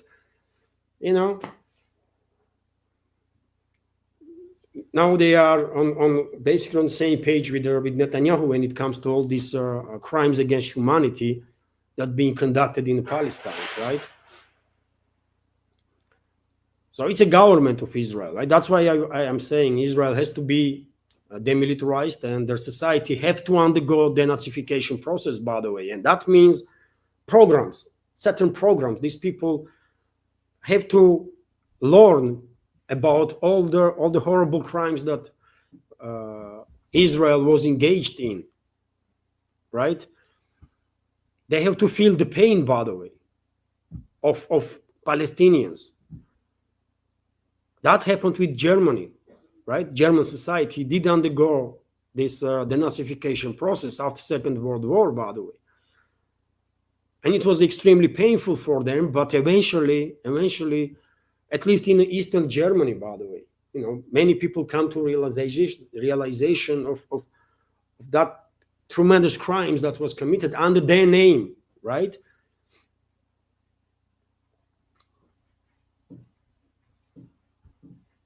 So, yet again, it's not that Putin is sympathetic to Israel, by the way. There was never hate of Israel here in Russia. But Israeli leadership, current leadership, these ultra-right radicals and fascists, by the way, become most hated people, by the way, worldwide. So I guess Putin also has negative attitude towards them, not towards Israel, by the way, but towards these criminals that are basically destroying future of Israel itself, if you ask me, right? Hopefully someday, I don't know, man, people will manage to wake up in Israel, and there is a hope for that, by the way. Just a couple of days ago, I saw a video of young Israelis were burning papers of from recruitment offices, right? They were intentionally going to jail, basically. Young boys and girls, right? They were, I guess, 18th, 19th. I don't know when they are recruited in army in Israel. It's mandatory for everybody, right? For male and female. And these youngsters were burning these papers from recruitment offices publicly because they were protesting actions of their Israeli regime against Palestinians. And these youngsters, by the way, are risking to go to jail and to be treated horribly, horribly, horribly, right? And they are strong enough in their soul to do this. And therefore, there is a hope, by the way, that society in Israel will wake up, right? And in that case, Israel will, at one day, will have government that will agree on two-state solution or a confederation, by the way. Main point is everybody to be treated equal, right? Maybe two-state solution would not work now, but let them build one state then, right?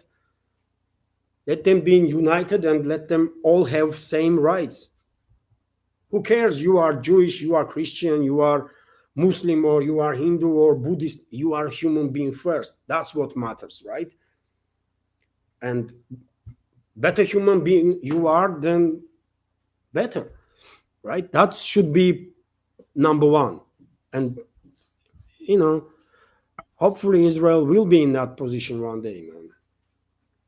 But I don't think Russian president is too sympathetic to any Israel or something. He had great relationships with Netanyahu. This is true about it. He had quite good relationships with Netanyahu, but I don't think Putin feels the same way now after what was done in Palestine, by the way. I don't believe that Putin is on the same page now. I think he's very much upset with Netanyahu and with everything that Israeli regime done. I have no doubts about it. Super chat. There was a super chat, dear friends.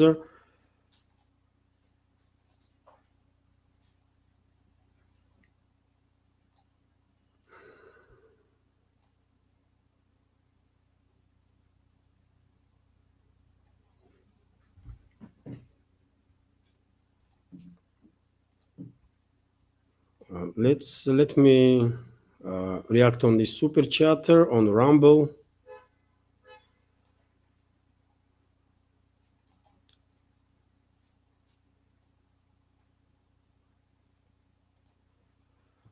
From Bob again, super chat. Thank you very much, Bob. Zelensky is crying for negotiations for a ceasefire, wants a meeting. Should Russia tell him to F off? Yes, yes, Bob, 100%. Zelensky is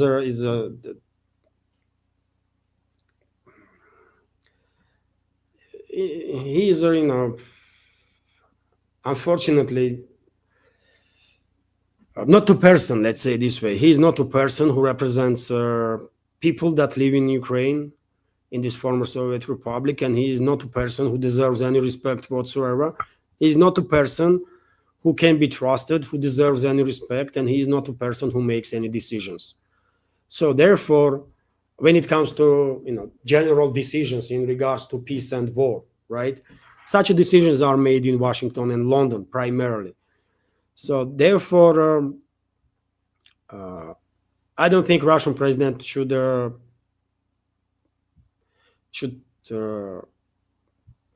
spend even a second talking to this criminal, man, this despicable individual that Zelensky is. I remind you, dear friends, that he ran on a promise to end the civil war in eastern Ukraine at the time.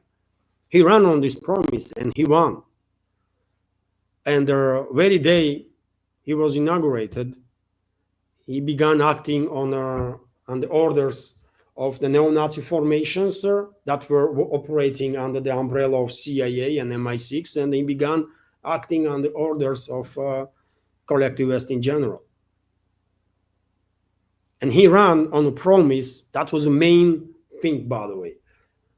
He ran on a promise to end the civil war in eastern Ukraine. And he received great support of the public. And that tells you, isn't it, where public stands there. If they are not afraid to share opinion. So, no, man, I don't want Russian president to meet with Zelensky. I really don't want to. Zelensky did not deserve such attention, right? And I think Seymour Hersh is correct. I reported yesterday, isn't it, during the stream that according to Seymour Hersh's sources, seems like Washington and London, I will add, are about to make a final decision on topic of Zelensky's fate. And,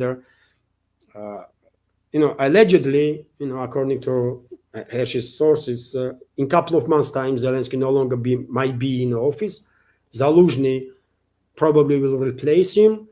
I spoke about this, yesterday and many times before, by the way. I mean, that Zaluzhny probably will replace him because London it was too obvious that London is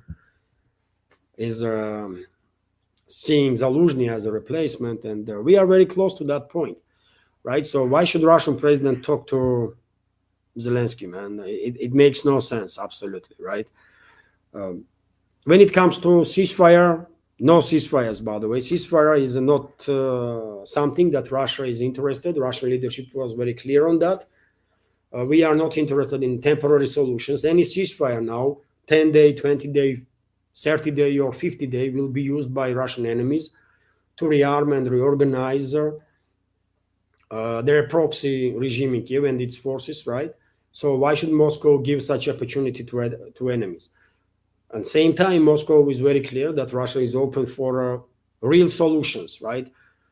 To, full resolution of this conflict, permanent resolution of the conflict, which will require then root causes of the issue to be addressed, right? And on this matter, Western elites clearly are not ready to have a dialogue, right? Because they are root causes and their policies, right? Including this constant expansion of NATO. So at this point, collective West is clearly not ready for real talks, and therefore, Russia should continue to do what Russia does now. Russia is winning, and will continue to move towards goals of special military operation. That's what is going to happen. And if collective West, if and when collective West will escalate on next level, I guess Moscow will make decision to put Western elites in check, or to put Western elites in their places. I think we are very close to that point. I really think so. And after that, I think Western elites will finally realize that they went too far. They actually went too far, and it is time to de-escalate. If this will happen, if Western elites will go ahead with this next level of escalation with Russia in next month or two, or before end of this year, then in that case, Russian retaliation will also take place before end of this year. And after that Russian retaliation, we will see rapid de-escalation of the conflict. So theoretically, that's why I said on the question of Robert, isn't it? That theoretically, yes, it is possible that we will see end of the military phase this year, although it all depends, isn't it? It all depends. If Western ruling class will rethink its stand and don't go ahead with their next phase of escalation, in that case, this conflict may actually last for another year, maybe even two, right? And if Trump will maintain his power, by the way, if Trump will maintain his power in White House, that I have doubts about, then we might actually see the escalation towards next presidential elections in US. Because at that point, I guess J.D. Vance, who most likely will run for presidency, and his team will be very keen to end this war, or to at least pull out US from this proxy war, right? And US still is a superpower, isn't it? Still is in a position to actually enforce its will on European countries if Washington wants to. It's all, it's quite complex, everything is there is connections between almost everything, right? But yes, on your question, my answer is Russia should ignore Zelensky and all these talks about temporary solutions, temporary ceasefire, and that kind of stuff. No, Russian president was and other leaders were very clear what Russia's goal is, and we should be focused on that. Thank you very much, Bob, for your donation. Tremendously grateful, dear friends, to all of you for your support and questions and attention.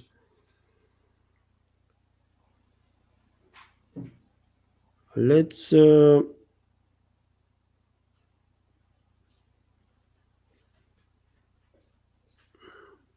I'm scrolling in chat, dear friends, now. My apologies if I miss your question somehow.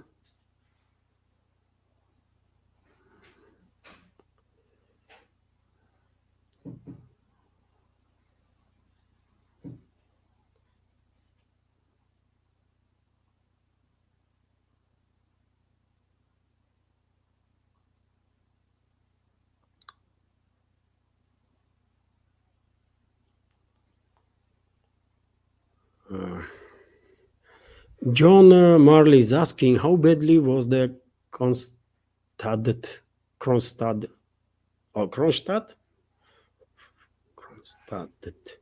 factory damaged? I overheard someone in a video mentioning the name of factory when a missile or drone hit in Moscow about a week ago. There was no missile strike on Moscow a week ago, dear friends. So maybe there was some attacks on Moscow region and Kronstadt. I don't know what kind of factory is that. It sounds similar to Kronstadt. Kronstadt is a place in St. Petersburg, not in Moscow. But when it comes to Moscow, Moscow itself was not hit for a very, very long time. Usually drones are intercepted on their approach to Moscow in the Moscow region area. So I see your question, but I just have no knowledge to answer to that because there was no attacks on Moscow city itself. Successful. I mean, there were attempts, many attempts, right? But none of the drones managed to bypass air defense systems to strike Moscow. They were intercepted on their approach in the Moscow region. So, and this word, by the way, Kronstadt, it sounds similar to Kronstadt. And if you are talking about Kronstadt, then there was an attempt to attack Leningrad, by the way, exactly a couple of days ago, right? But reports were that drones were down by air defense systems. And I just have no knowledge if during that strike, when drones were intercepted in the Leningrad region, if any factory was damaged. Anyways, whenever there is a talks about drone strikes and some factories, one should keep in mind that these factories, by the way, usually are enormous, right? Absolutely enormous, by the way. And one drone, two drones, 10 drones, even, by the way, not gonna take out factory. It's just not possible, especially if we are talking about military industrial factory, right? For example, I don't know, Uralvagon Zavod, for example, where tanks are produced. It's a kilometers, by the way, kilometers in length, right? And in wide. So what one drone or two drones gonna do, man? Just nothing, right? So if you hear some reports in Western propaganda that some drone hits a factory and factory was obliterated, just don't believe in that. One and two or three drones, if they even manage to bypass air defense systems, just are unable, absolutely unable to really hold production in any factory, right? It will take a couple of hours to take out debris and stuff, and that's about it. And production will continue, right? Different stories are fuel depots. When fuel depots are hit, for example, either side, by the way, then if fuel tanks exploded, of course, it can cause tremendous damage. And in some cases, this fight to extinguish fires in the fuel depots lasts for days even, right? A fuel depot or is a different different topic. Or oil refinery, by the way. Although oil refineries also are massive enterprises, and they're hit by one or two drones may cause some damage, but usually it takes very little time to rebuild, right? You need really serious strikes to take out entire factory. And the Kiev regime is in no position to be able to conduct such strikes. So I don't know, maybe you are talking about that episode when there was drones were intercepted in Leningrad region. Those drones were directed towards St. Petersburg. I mentioned this a couple of times, isn't it? Even today in a news segment. But when it comes to Moscow, no Ukrainian drone, no Ukrainian NATO drone managed to bypass air defense systems to strike Moscow for a very, very long time, by the way.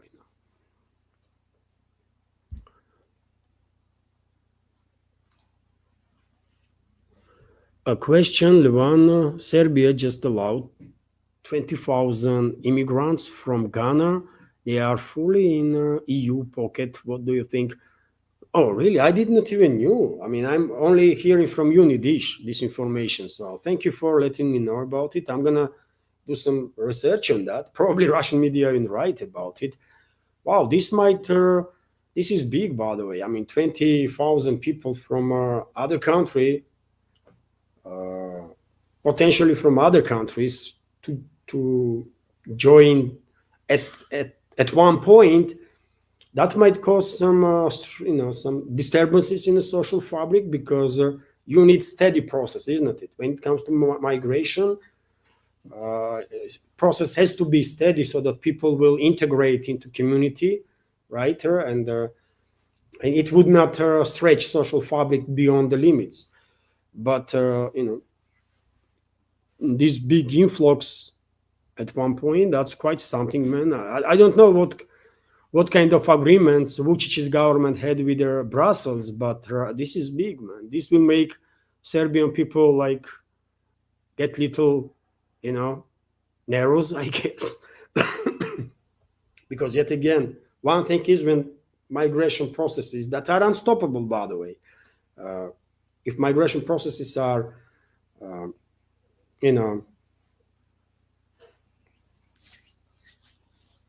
taking place gradually, right? And incoming migrants, have opportunity to adapt, integrate, and and next they will do the same. But if you are receiving same time at one point tens of thousands of migrants, if country is small, by the way, in Russia, I mean, Russia would not even notice it, right? Russia is big, but in a small country, some 20,000, 30,000 may actually, cause some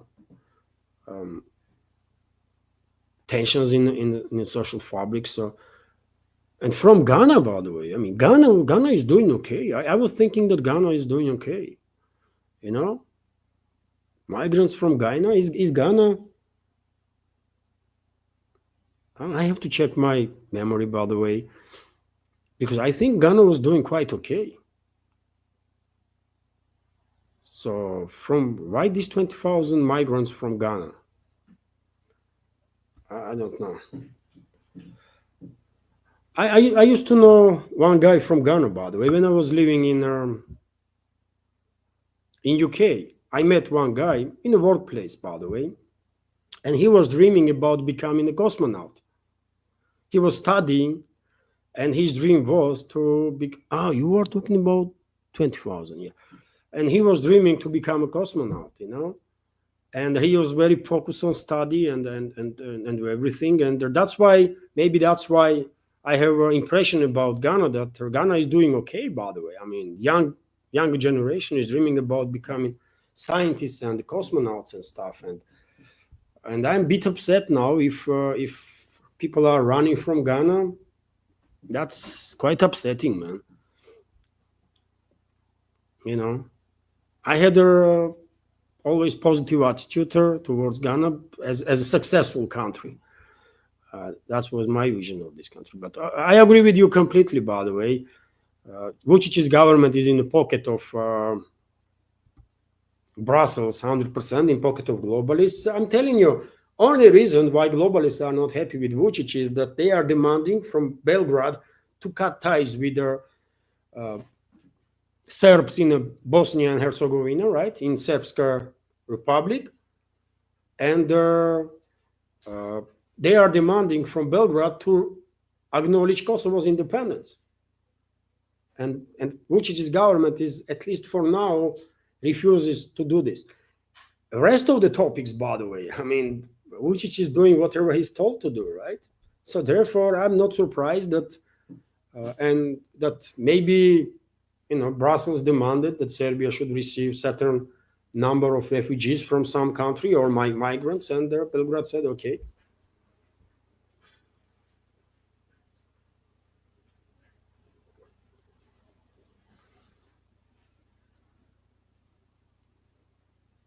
I wonder that guy, man.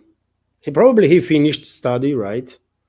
And then he went back to Ghana. But I'm afraid he did not become a cosmonaut because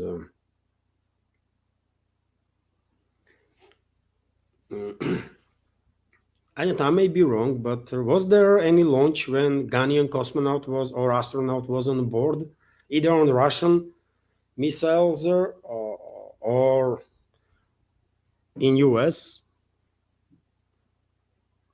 Maybe, by the way, maybe that guy become a cosmonaut after all. I just don't know. Unfortunately, with many people that I met in England, I did not keep communication.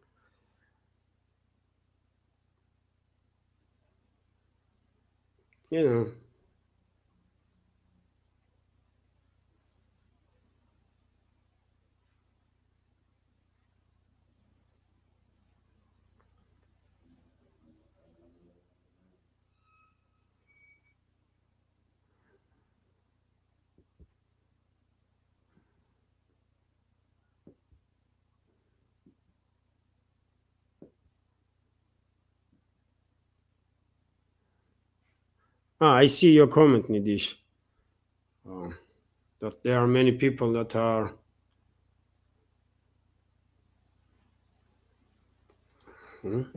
there are many people that hate their own kind, but that's not criteria here. Yes, I mean some people are crazy, by the way, literally, right? Some people are so crazy that they don't want human race or human beings, by the way, to survive as it is now. And they are saying it openly. And unfortunately, some of those crazies are multi-billionaires, right? And they are working in programs and also promoting the idea of integration of humans and mechanics, right? So they are pushing towards this transformation of humans in some biomechanical something, right? you know, how many of us? It's 8 billion of us, right, on this planet. 8 billion plus. So, crazies are also a lot, by the way, that have all sorts of, One thing is when some crazies don't really have ability to harm humanity, but unfortunately, there are cases when some of those crazies are actually in a position of power, and they do harm humanity, right? And that's the scary stuff.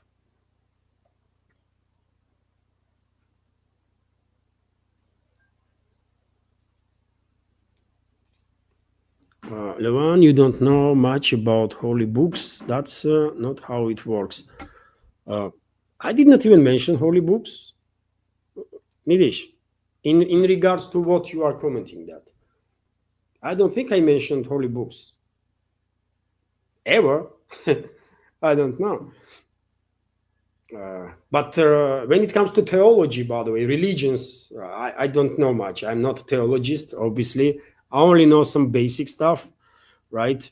I know more in Orthodox Christianity because I'm Orthodox Christian, right? But when it comes to other religions, I don't really know much. And unfortunately, I mean, I should know more. But yet again, I'm not a theologist, and to talk about religions in deep, you have to be theologist, right? So that's why I always try to avoid the topic of religion, by the way, because it's a sensitive topic. And if you don't know much, then better shut up. That's the advice to myself, right, from me. But when it comes to holy books, I lost understanding of what you mean by this. I did not mention no holy books. So.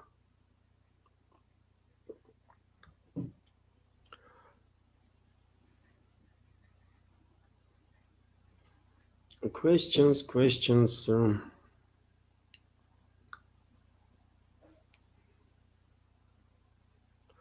Okay. So John Morley, UK, is commenting. I guess as a continuation of that comment, the factory makes drones like Sirius. There was an explosion, and someone mentioned the name.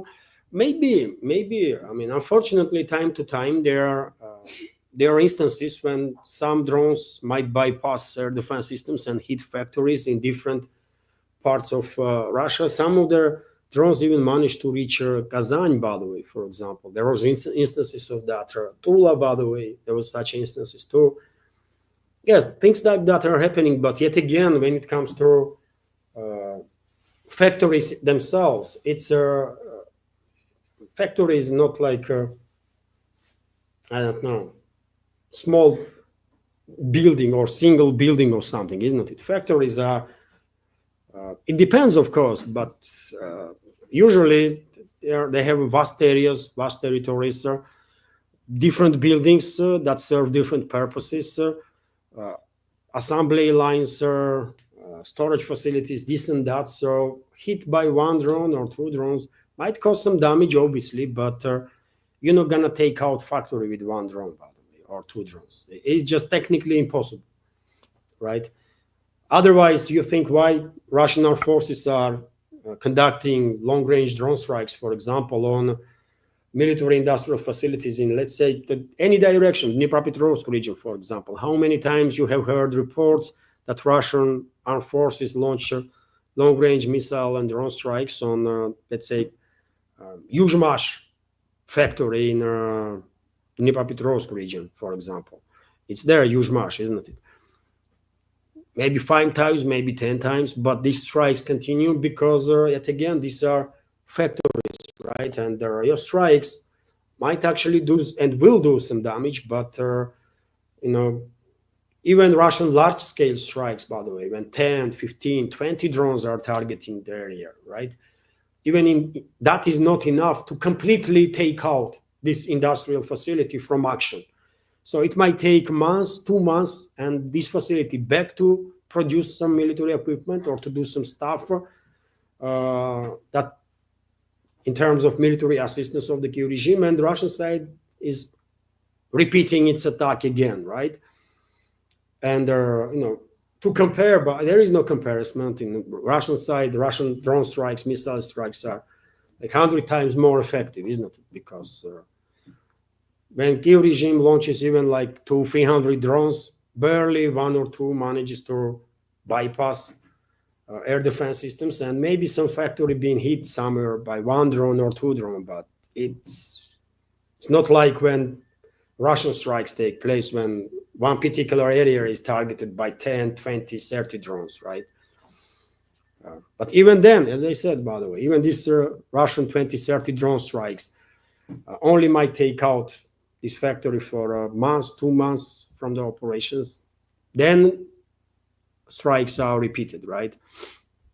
So therefore, these drone strikes, mainly, by the way, these drone strikes, especially when Kiev regime and NATO conducts, these are, first of all, danger for not military capabilities of Russian armed forces or Russian military-industrial complex, but they are danger for civilians, because very often, maybe due to some program issues in the NATO drones or some guidance issues, but these drones are maybe intentionally or maybe unintentionally, but targeting civilian apartments, right? Just a couple of days ago, there was a drone attack, and I shared video on that. There was direct drone hit on it was five-star residential building, right? In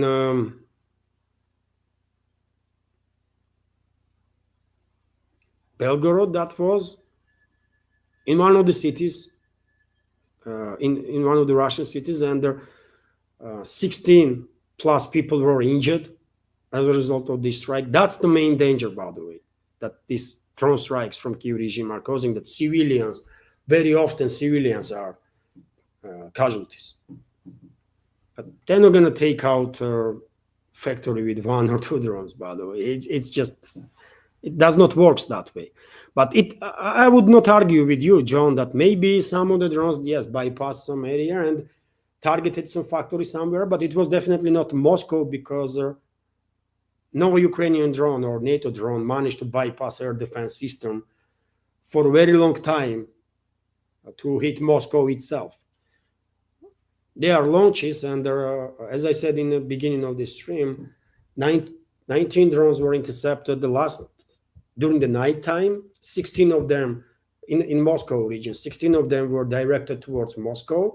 None of the drones managed to bypass air defense systems and reach Moscow itself. And in this morning's hours, already additional drone were also intercepted in Moscow region that was targeting Moscow. So air defense systems around Moscow are very tight, and I cannot even tell you now when last time any drone from Kiev regime did actually manage to bypass air defense systems, like a year ago or something.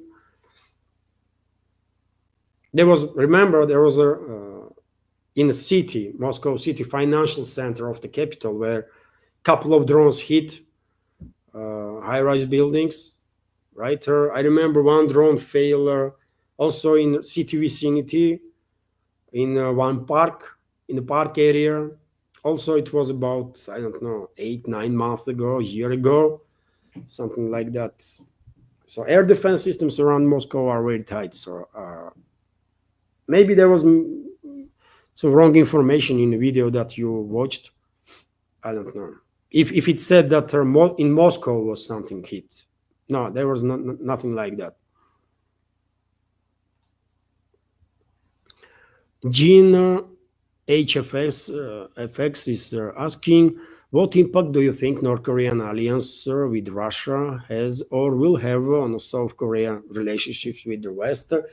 Well, South Korea is already tries at least to distance itself, isn't it, from the West, because they are realizing that, they are losing big time when it comes to the region, right? When it comes to relationships with their immediate neighbors, right?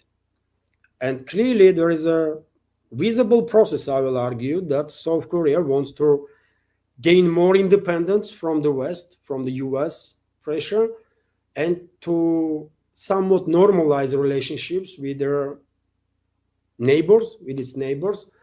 That is China, Russia, and everyone else, by the way, right?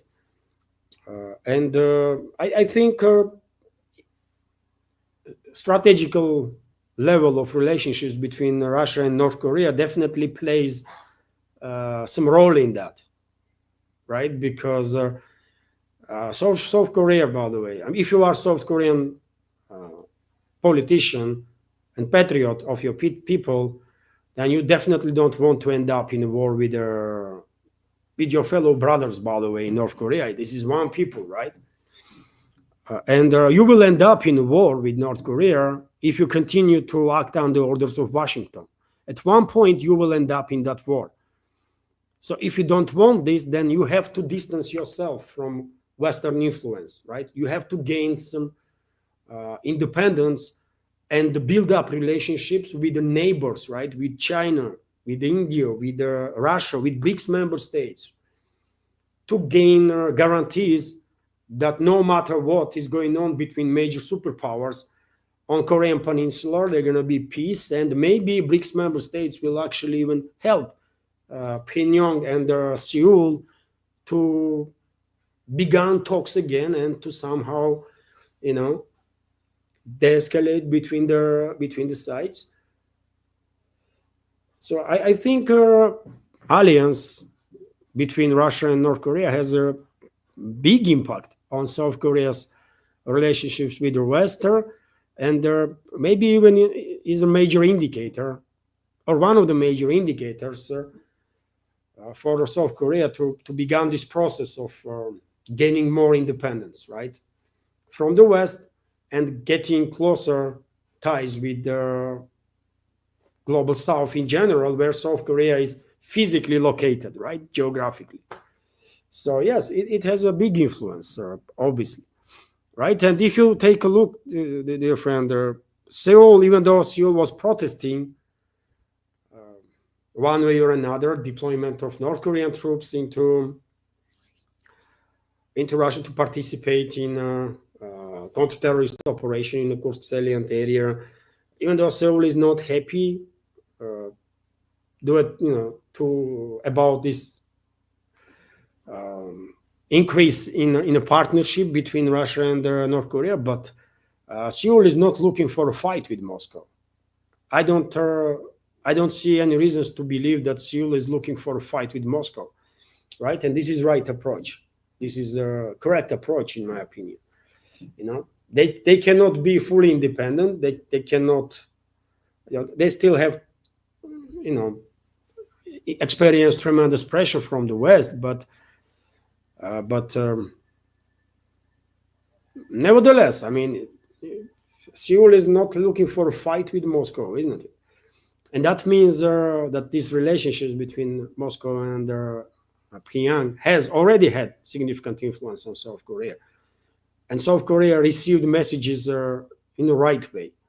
So if you want prosperity, peace and prosperity, then don't act on the orders of the West. You are a part of Global South, and be part of Global South, right? Don't be hostile to it. And Seoul is moving in this direction, and even Japan, by the way, in a slower pace.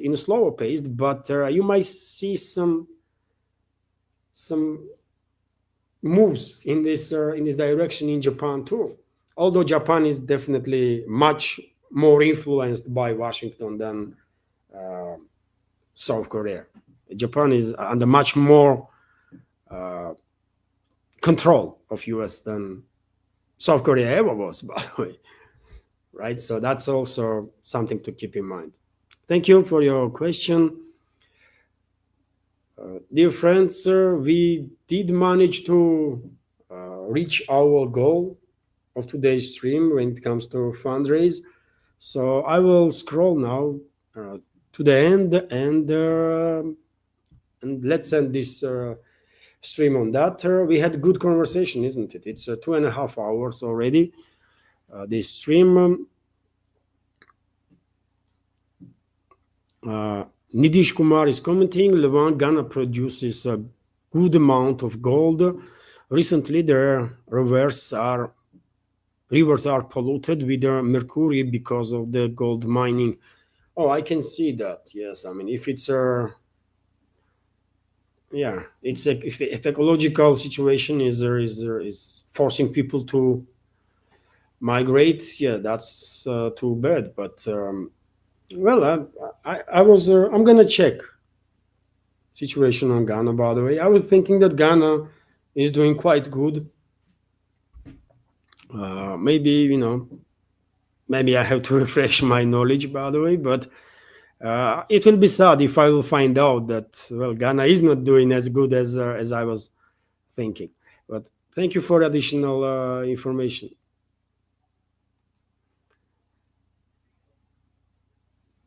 It's a issue for many African countries and nations, isn't it? This mining processes, in many ways, in many cases, workers are not protected at all, right? And there are some safety measures are not in place to protect nature as much as possible, right? So it is a big issue. It is a big issue all over the world, by the way, not just in African continent, but there too.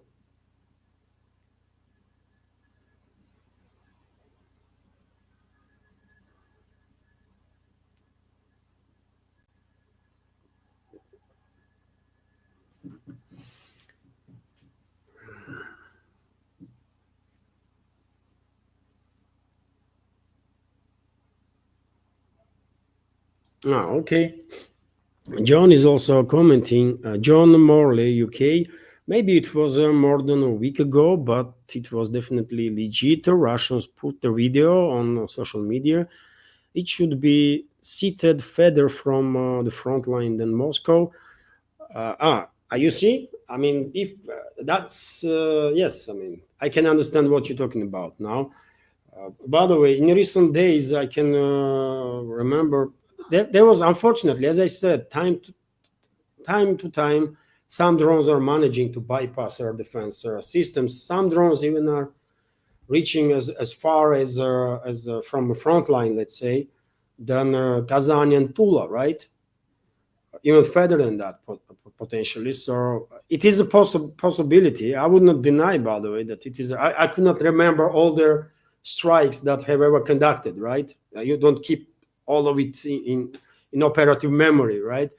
But yes, time to time attacks do happen, right? But and which is unfortunate, of course. Even best air defense systems in the world that Russia has are not cannot intercept 100% of aerial targets. By the way, constantly, it's only Kiev regime's air defense systems, by the way, that take down 110, 120%.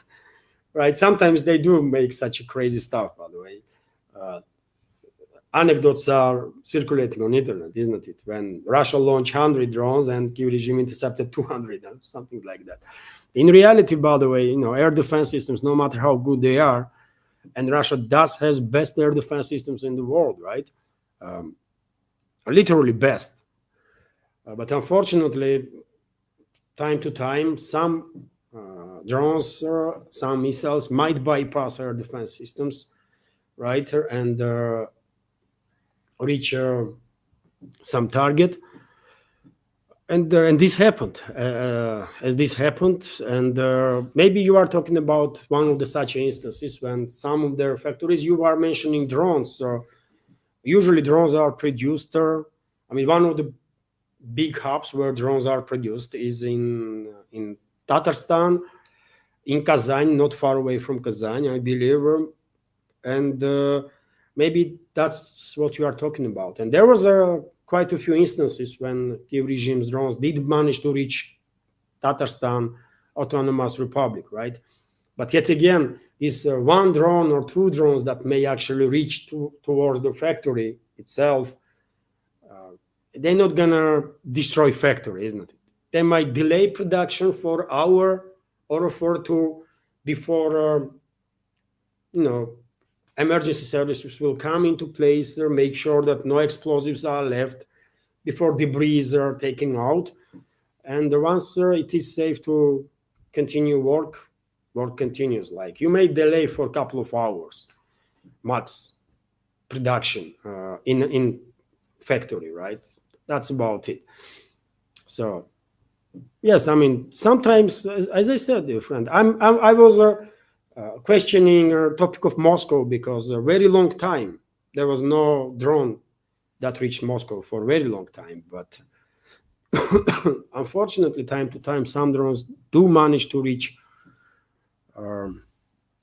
some areas way far from line of contact, as Kazan, for example, is, right.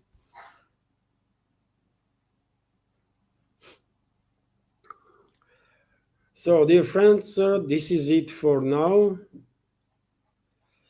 Thank you very much for your questions. Thank you very much for your comments. Many thanks to all the members of our community who donated during the stream and